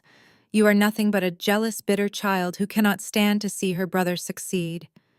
You should leave right now before you embarrass me and this family any further in front of the general." Down in the front row, Lauren let out a loud, nasty snicker that carried clearly through the stunned silence of the room. Donovan's wife sat there dripping in expensive diamonds, paid for by stolen military funds, leaning back in her chair and crossing her perfectly toned legs. She looked at me with the exact same arrogant contempt as her husband, completely oblivious to the fact that federal agents were currently locking down all of her bank accounts. Up on the stage, Donovan actually smirked. He puffed out his chest and adjusted the lapels of his tailored tuxedo jacket, believing his mother had somehow magically fixed his massive federal crime by simply screaming at me over a public address system. They both actually thought Patricia was still in control of the situation. I looked at the three of them, standing there, bathed in the flashing red light of their own impending destruction. I did not feel angry anymore. I did not feel the familiar sting of hurt by my mother's cruel public humiliation or the nasty, privileged laughter of her chosen family. I just felt a cold, absolute clarity. I had spent my entire life trying to protect them and trying to warn them that their actions had consequences, but they had actively chosen this disastrous path. They had built a mansion on top of a landmine, and I was no longer going to shield them from the blast. I slowly stood up, pushing my chair back against the swinging kitchen doors. The scraping sound of the wooden legs against the floor was surprisingly loud in the quiet room, drawing the eyes of every single defense contractor and military official in the space. I reached down and gently pressed the power button on my tactical terminal. The screen went dark, severing the encrypted uplink to the Department of Defense servers. I closed the heavy black lid of the laptop, securing the classified hardware, and slipped it carefully into my tactical bag. I picked up my wool winter coat from the back of the empty chair next to me and draped the heavy fabric over my arm. I stepped out from behind the shadows of table 12 and walked into the ambient light of the main floor. Hundreds of eyes tracked my every movement, but I only looked at the woman standing on the stage, gripping the microphone like a lifeline. I kept my voice perfectly calm, allowing the acoustics of the grand ballroom to carry my words naturally without the need for any artificial amplification. "You are right, Mom," I said clearly, my words slicing through the heavy tension in the room like a perfectly sharpened blade. I should leave. I did not wait for her response or stick around to watch the horrific realization finally hit her. I turned my back on the entire room and began walking slowly and deliberately toward the main exit, leaving them all behind in the wreckage. The words hung in the air of the grand ballroom, refusing to dissipate. "Major Upton. Pentagon." The silence that followed was so absolute, it felt like a vacuum had sucked the oxygen straight out of the cavernous room. Patricia stood frozen on the stage, her manicured hands still awkwardly gripping the heavy metal microphone. Her brain simply could not bridge the massive gap between the daughter she had relentlessly mocked all evening and the prestigious military title that had just commanded the ultimate respect of the most powerful defense contractor in the nation. Her fingers went entirely numb as the reality of her colossal mistake began to crush her. The heavy microphone slipped from her weak grasp and plummeted toward the wooden stage. It hit the floorboards with a deafening electronic screech that tore through the ballroom, making the wealthy guests wince and physically cover their ears. Down at the front VIP table, Lauren was staring at me with her mouth hanging wide open.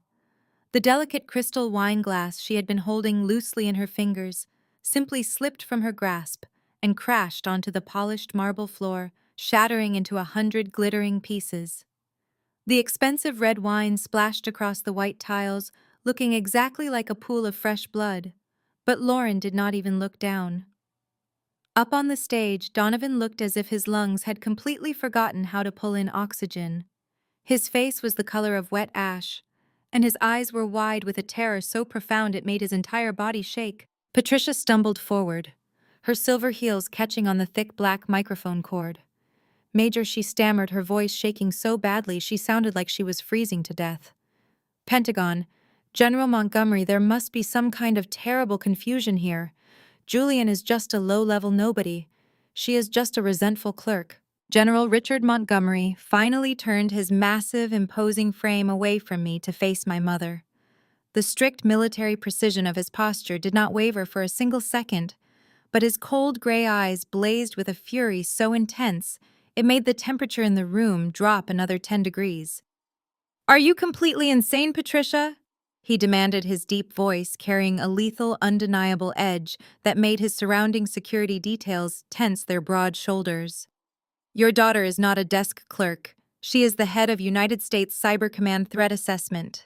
She is the single highest-ranking cybersecurity officer on the entire East Coast." Patricia physically recoiled, as if the general had slapped her across the face. She shook her head frantically, refusing to accept the words coming out of his mouth. But Montgomery was not finished. He stepped closer to the edge of the stage, forcing my mother to shrink back under the weight of his disgust. "She dictates every single defense contract my company receives." He continued, his voice booming over the stunned silence of the crowd. "When the Pentagon needs to secure their advanced satellite grids against foreign hostile breaches, they do not call a corporate executive or a pathetic wealth manager. They call Major Upton. She is the shield that protects this nation while you stand around drinking champagne and insulting her." Patricia looked out at the sea of wealthy investors and saw the brutal truth dawning on their faces. The very people she had invited to witness her family's supreme triumph were now staring at her with profound pity and deep, unvarnished disgust. They realized they had spent the entire evening blindly following a desperate social climbing hostess into mocking a highly decorated military official. The foundation of Patricia's entire fabricated reality was cracking and dissolving right beneath her expensive silver heels. She had spent decades grooming Donovan to be the golden child while actively trying to destroy the one person who actually held real absolute power. Donovan watched his billion-dollar defense contract vanishing into thin air. The massive flashing red warning light from the offshore money laundering detection was still bathing his sweating face in a harsh crimson glow, but his blinding greed completely overpowered his basic sense of self-preservation. He could not accept that the sister he had bullied and degraded his entire life held the keys to his salvation and his ultimate destruction. Panic and absolute blind desperation flooded his nervous system. He scrambled wildly across the stage, shoving past his own mother with such violent, reckless force that Patricia nearly fell backward off the edge of the elevated platform.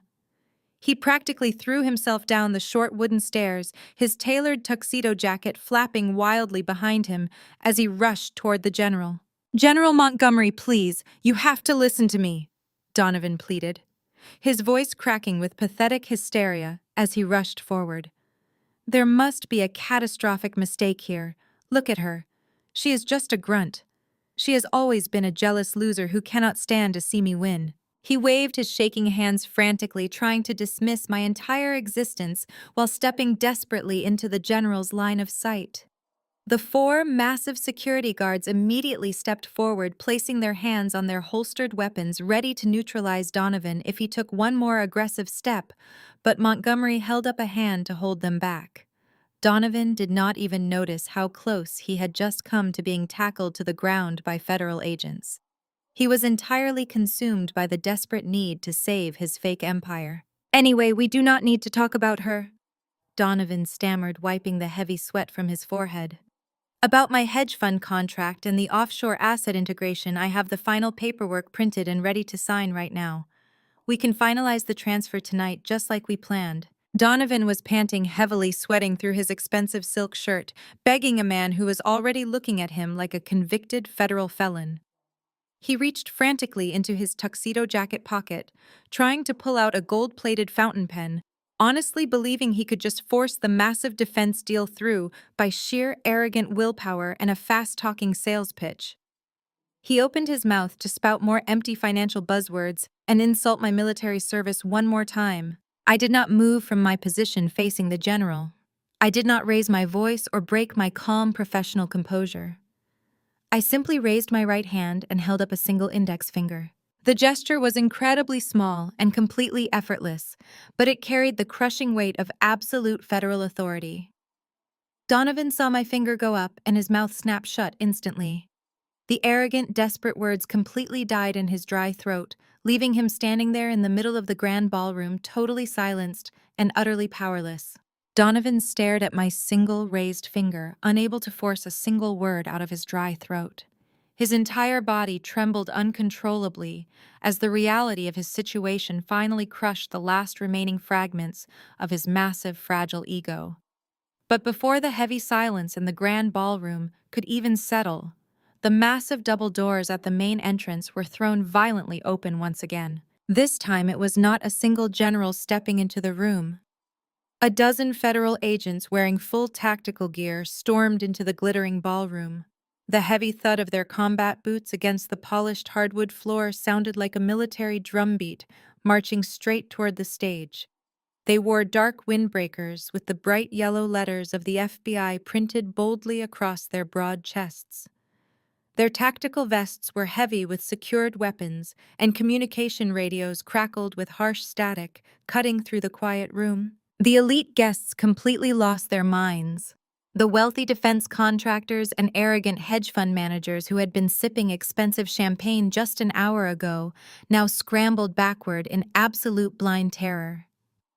Men in tailored tuxedos and women in $1,000 silk gowns shoved each other out of the way, desperate to physically distance themselves from the Upton family. More crystal glasses hit the floor, shattering into glittering pieces as the crowd gasped and fell back against the walls. No one in this room of untouchable billionaires had ever witnessed a real federal tactical raid up close. The agents moved with brutal, terrifying efficiency. They did not care about ruining the silk tablecloths or bumping into the towering floral centerpieces. They marched straight down the center aisle, cutting a clear, undeniable path directly toward the main stage. Patricia stood frozen in the middle of the aisle, her face a pale mask of utter disbelief. She reached out a trembling, manicured hand, as if she could simply shoo the heavily armed federal agents away, like annoying waiters bringing the wrong appetizers. But the lead agent did not even look at her. He brushed past her shoulder with such force that she spun around and nearly fell into an empty dining chair. The agents completely ignored the woman who had spent her entire life demanding to be the absolute center of attention. They only had one target tonight. They surrounded the stage in a perfectly coordinated tactical formation, cutting off every possible angle of escape. Donovan backed away from the wooden podium, his hands raised defensively in the air. He hit the back wall of the stage and had nowhere left to run. The flashing crimson-red light from the ruined projector washed over his sweating face, making him look like a cornered animal. Donovan Upton, the lead agent, declared, his voice projecting over the panicked whispers of the ballroom with absolute unyielding authority. "You are under arrest for federal wire fraud, massive corporate embezzlement, and violating the Espionage Act." The final charge landed like a physical bomb exploding in the middle of the room. The Espionage Act. The wealthy defense investors in the crowd literally gasped out loud. They knew exactly what that specific charge meant. Donovan had not just stolen corporate money to buy expensive cars. He had compromised national security and sold classified military logistics to foreign adversaries through his unsecured offshore accounts. He was not just a white-collar criminal, he was a traitor to his country. Down in the front row, Lauren finally understood that her life of luxury was permanently over. The arrogant smirk she had worn all evening completely dissolved. She covered her face with her hands and shrank down into her seat, horrified that she was legally tied to a man facing decades in a federal penitentiary. All of her stolen diamonds and designer clothes were about to be seized by the government. Two heavily armored agents stepped up onto the stage and grabbed Donovan's arms. He tried to pull away, but they slammed him forcefully against the back wall.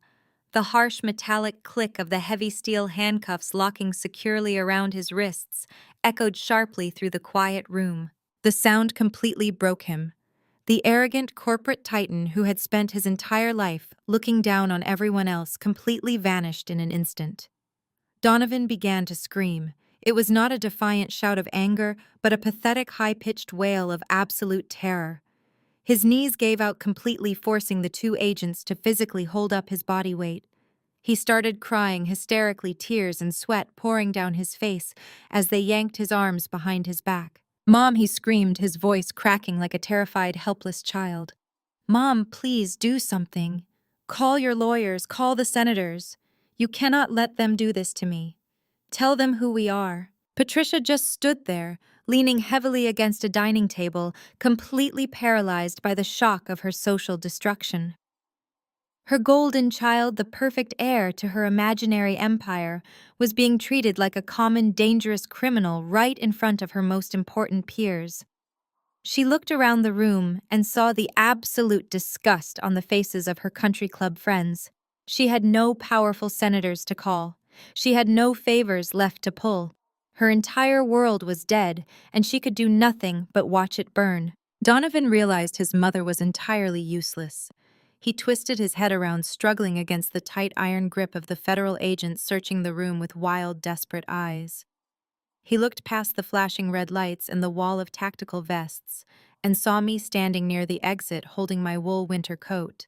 "Julian," he begged, crying so hard he could barely form the coherent words.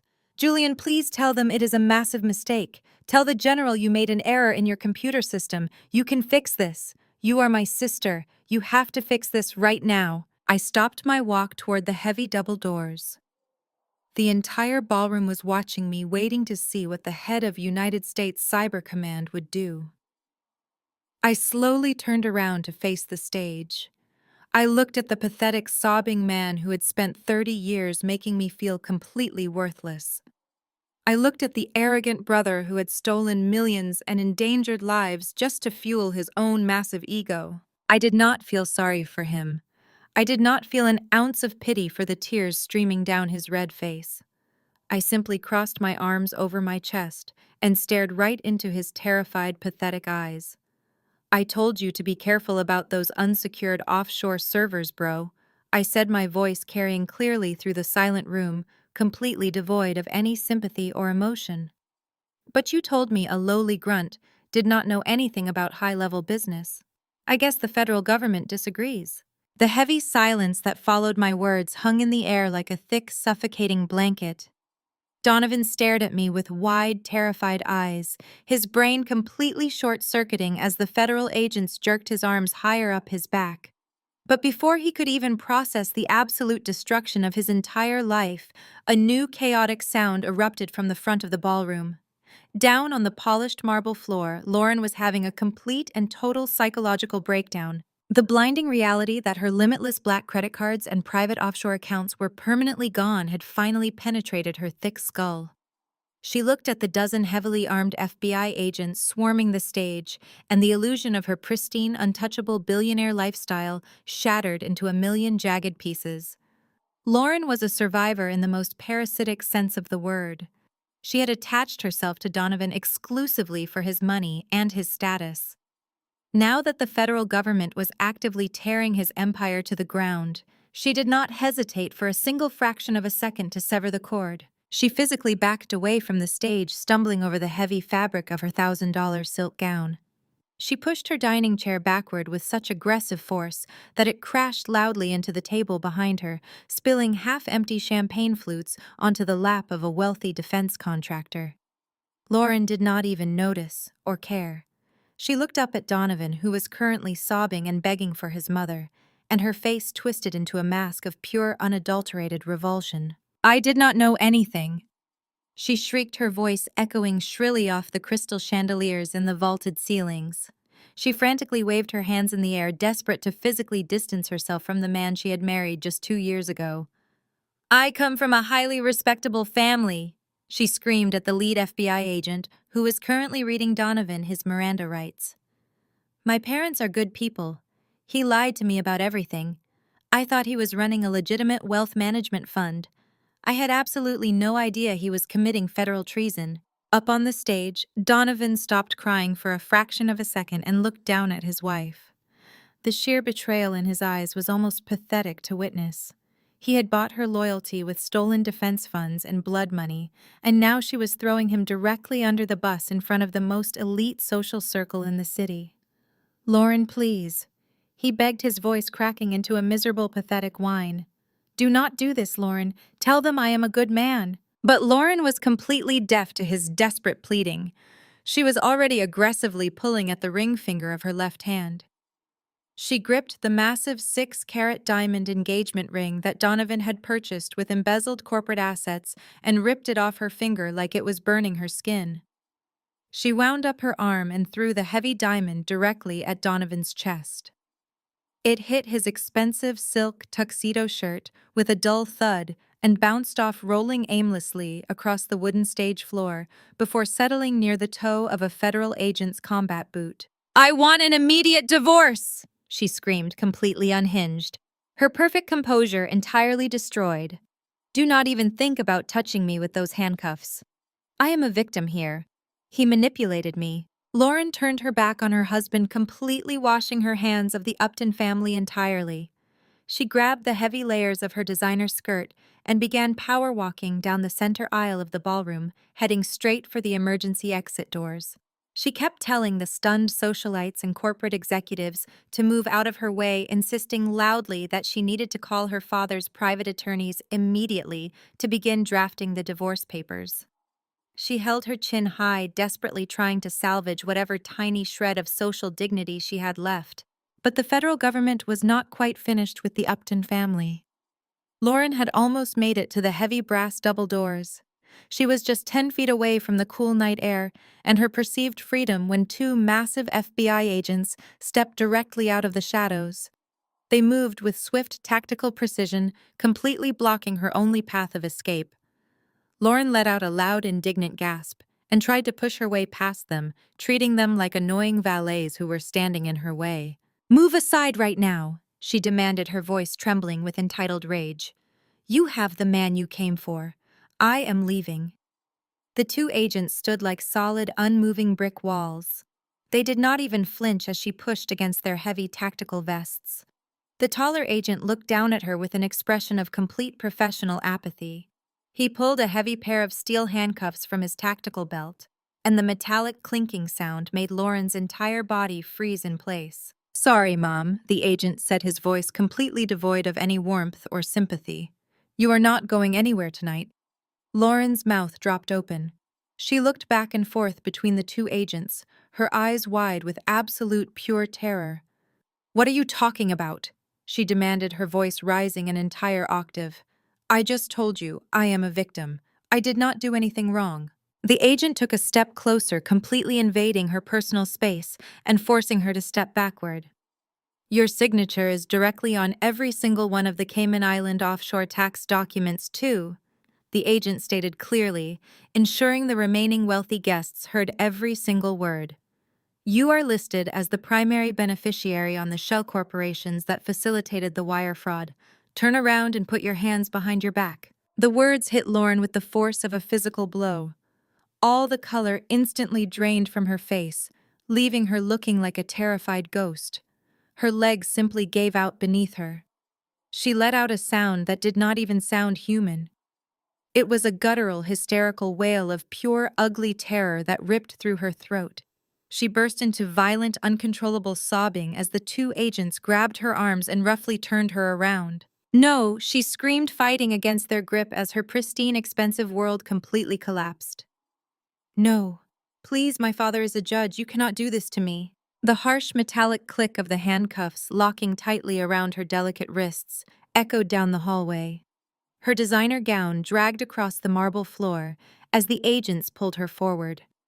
Her perfect hair was ruined, and thick black streams of expensive mascara ran down her cheeks, staining her face.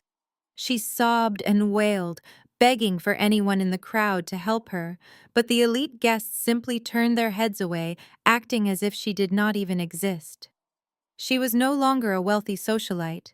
She was just another federal criminal crying in handcuffs. The heavy brass doors swung shut behind Lauren, cutting off her hysterical sobbing and plunging the grand ballroom into a chilling, absolute silence. The wealthy elite guests, who had spent the entire evening worshipping the Upton family name, were now staring at the stage with morbid, fearful fascination. They watched silently as federal agents systematically boxed up Donovan's fraudulent documents and seized his encrypted offshore laptops. The glittering fake empire that Patricia Upton had so ruthlessly maintained for decades had just been completely obliterated in less than 5 minutes. Patricia stood entirely alone in the center aisle of the massive room. The space around her had physically cleared as the defense contractors and elite socialites literally backed away from her, treating her like she was suddenly carrying a highly contagious disease. She looked at the empty wooden stage where her golden child had just been hauled away in steel chains.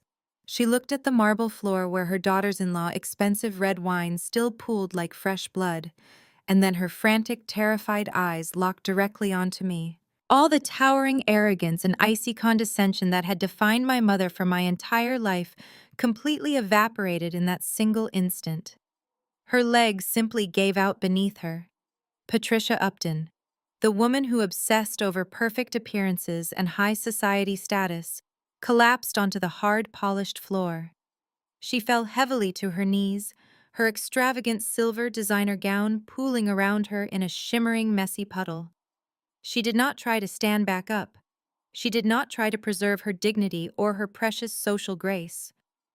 She began to crawl. She crawled across the cold floor, her manicured hands slipping on the smooth marble as she scrambled toward where I stood. The wealthy guests gasped in absolute shock, watching the formidable hostess humiliate herself so profoundly. She reached me and threw her arms forward, grabbing the dark military fabric at the hem of my uniform pants. Her perfectly styled hair fell out of its pins, and her heavy, expensive makeup smeared as she looked up at me with wild, desperate, terrified eyes. "Julian, my baby!" she sobbed, her voice echoing loudly and pathetically in the dead, silent room. "Julian, you are so powerful now. You have so much influence with the military. Please, you have to stop them from doing this. Tell the general to forgive this little mistake. Tell them to let your brother go right now. We are family, Julian. We are Upton blood. You have to save us from this nightmare." I did not step back. I did not pull my leg away from her grasping, trembling hands. I simply stood perfectly still and looked down at the woman who had made my childhood an absolute living nightmare. There was no anger left in my chest. There was no sadness or lingering desire for her maternal approval. I looked down at her and felt completely and totally devoid of any emotion whatsoever. Family, I said, my voice quiet, but carrying clearly through the massive silent room. Family does not banish their own blood to the kitchen door just because my military uniform does not match your wealthy aesthetic. Family does not steal their dead father's private trust fund just to buy expensive Rolexes and fund a fake offshore hedge fund. Patricia physically flinched as I spoke the brutal words. She knew exactly what I was talking about. She had drained the modest inheritance my father had left specifically for my college education and handed every single penny of it to Donovan so he could buy his way into the elite financial circles. She had stolen my future to finance his fraud, and now that exact fraud was sending him to a federal penitentiary. I never meant to hurt you, Patricia cried, clinging tighter to my pants and burying her face against my boots. I was just trying to protect the family name. We can fix this, Julian. I will give you whatever you want. I will make you a senior partner in my consulting firm. We can rebuild everything together. General Montgomery stepped forward.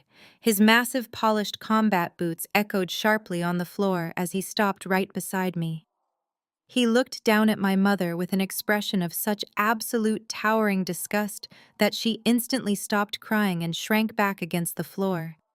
He did not look at her like a human being. He looked at her like a piece of toxic waste that had somehow found its way into his pristine command center. Patricia, he said, his deep voice completely devoid of any mercy or warmth. You intentionally endorsed a known federal fraudster to the United States government. You attempted to use your minor social connections to facilitate a catastrophic breach of national defense security. Patricia shook her head frantically, her silver diamond earrings swinging wildly. No, General, please. I did not know anything about his offshore accounts or the espionage charges. I am just an independent consultant. I was completely fooled, too. You are nothing. General Montgomery corrected, his voice booming like thunder and echoing off the vaulted ceilings. Your $500,000 consulting contract with the Department of Defense is terminated immediately. Furthermore, your corporate pension and all of your linked domestic assets are completely frozen pending a massive federal investigation into your direct involvement with your son's treason.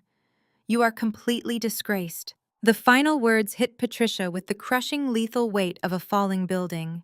The military consulting contract was her only remaining source of legitimate income.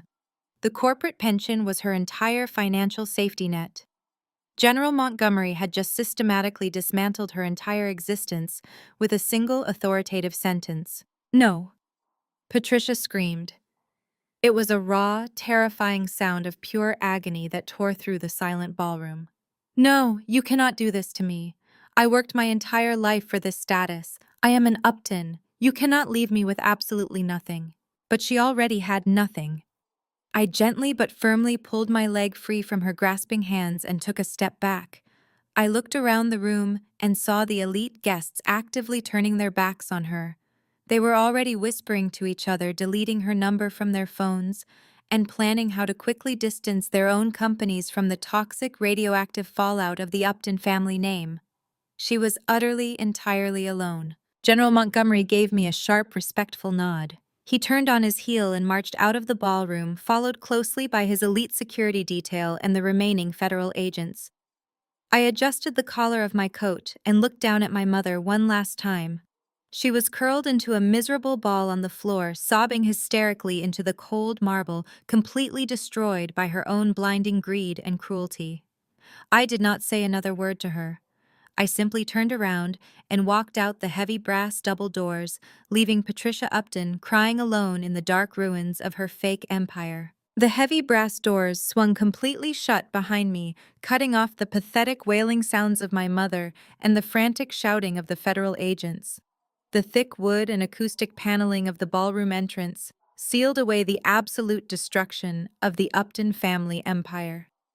I took a deep, steadying breath of the quiet hallway air and reached down to smoothly adjust the crisp cuffs of my military dress uniform. The stiff fabric settled perfectly over my wrists, a physical reminder of the discipline and unyielding strength I had built for myself over the past decade. The wide corridor leading toward the main lobby was lined with the hotel's elite staff and a few wealthy guests who had stepped out earlier to make private phone calls. They were all frozen in place, completely paralyzed by the sudden massive influx of armed tactical agents that had just stormed through the building. As I walked down the center of the plush patterned carpet, every single person physically pressed themselves back against the silk wallpaper to give me a wide berth. They stared at me with a mixture of absolute awe and deeply rooted terror. They did not know the exact details of the classified defense operations I commanded, but they knew they had just witnessed a woman completely obliterate one of the most arrogant corporate dynasties in the city without even raising her voice. My combat boots clicked rhythmically against the polished marble floor as I left the private event wing and entered the sprawling grand lobby of the Ritz-Carlton. The massive crystal chandeliers suspended from the vaulted ceiling cast a warm golden glow over the expensive mahogany furniture and towering floral arrangements. A soft classical piano melody floated gently from hidden speakers, creating a surreal contrast to the brutal federal raid happening just down the hall. I walked past the velvet seating areas and the glowing marble reception desks, feeling an overwhelming sense of profound lightness.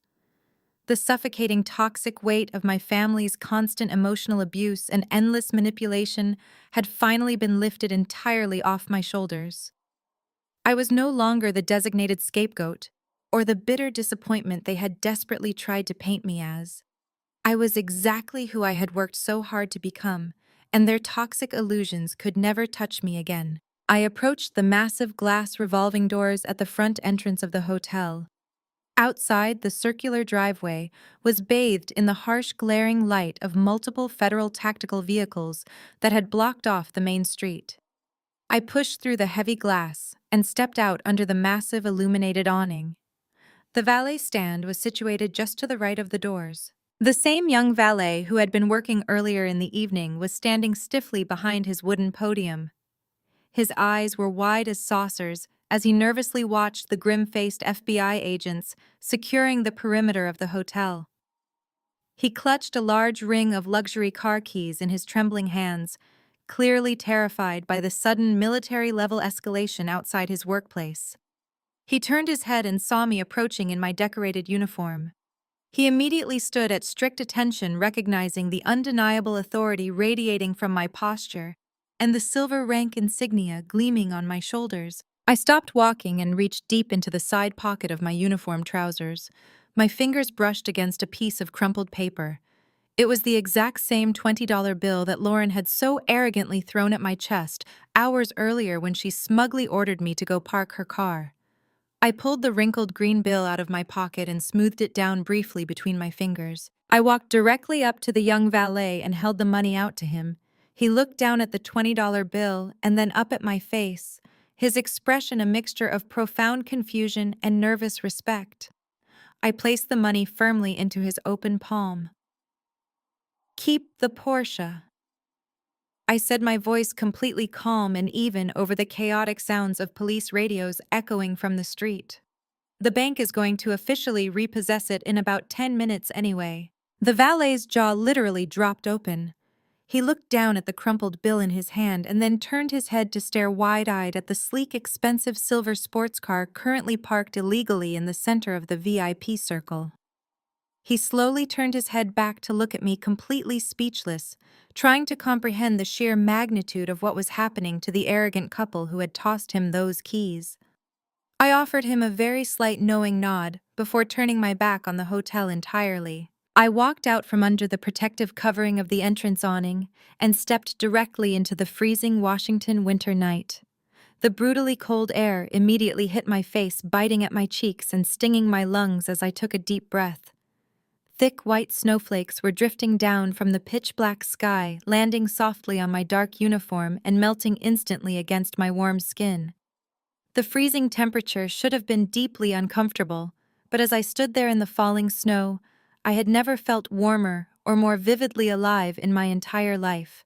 A massive, heavily armored matte black government SUV pulled smoothly up to the curb, its heavy tires crunching loudly over the fresh layer of white snow. The vehicle was a rolling fortress with thick reinforced steel plating and completely dark-tinted windows that offered zero visibility into the secure cabin. The SUV stopped perfectly aligned with where I was standing.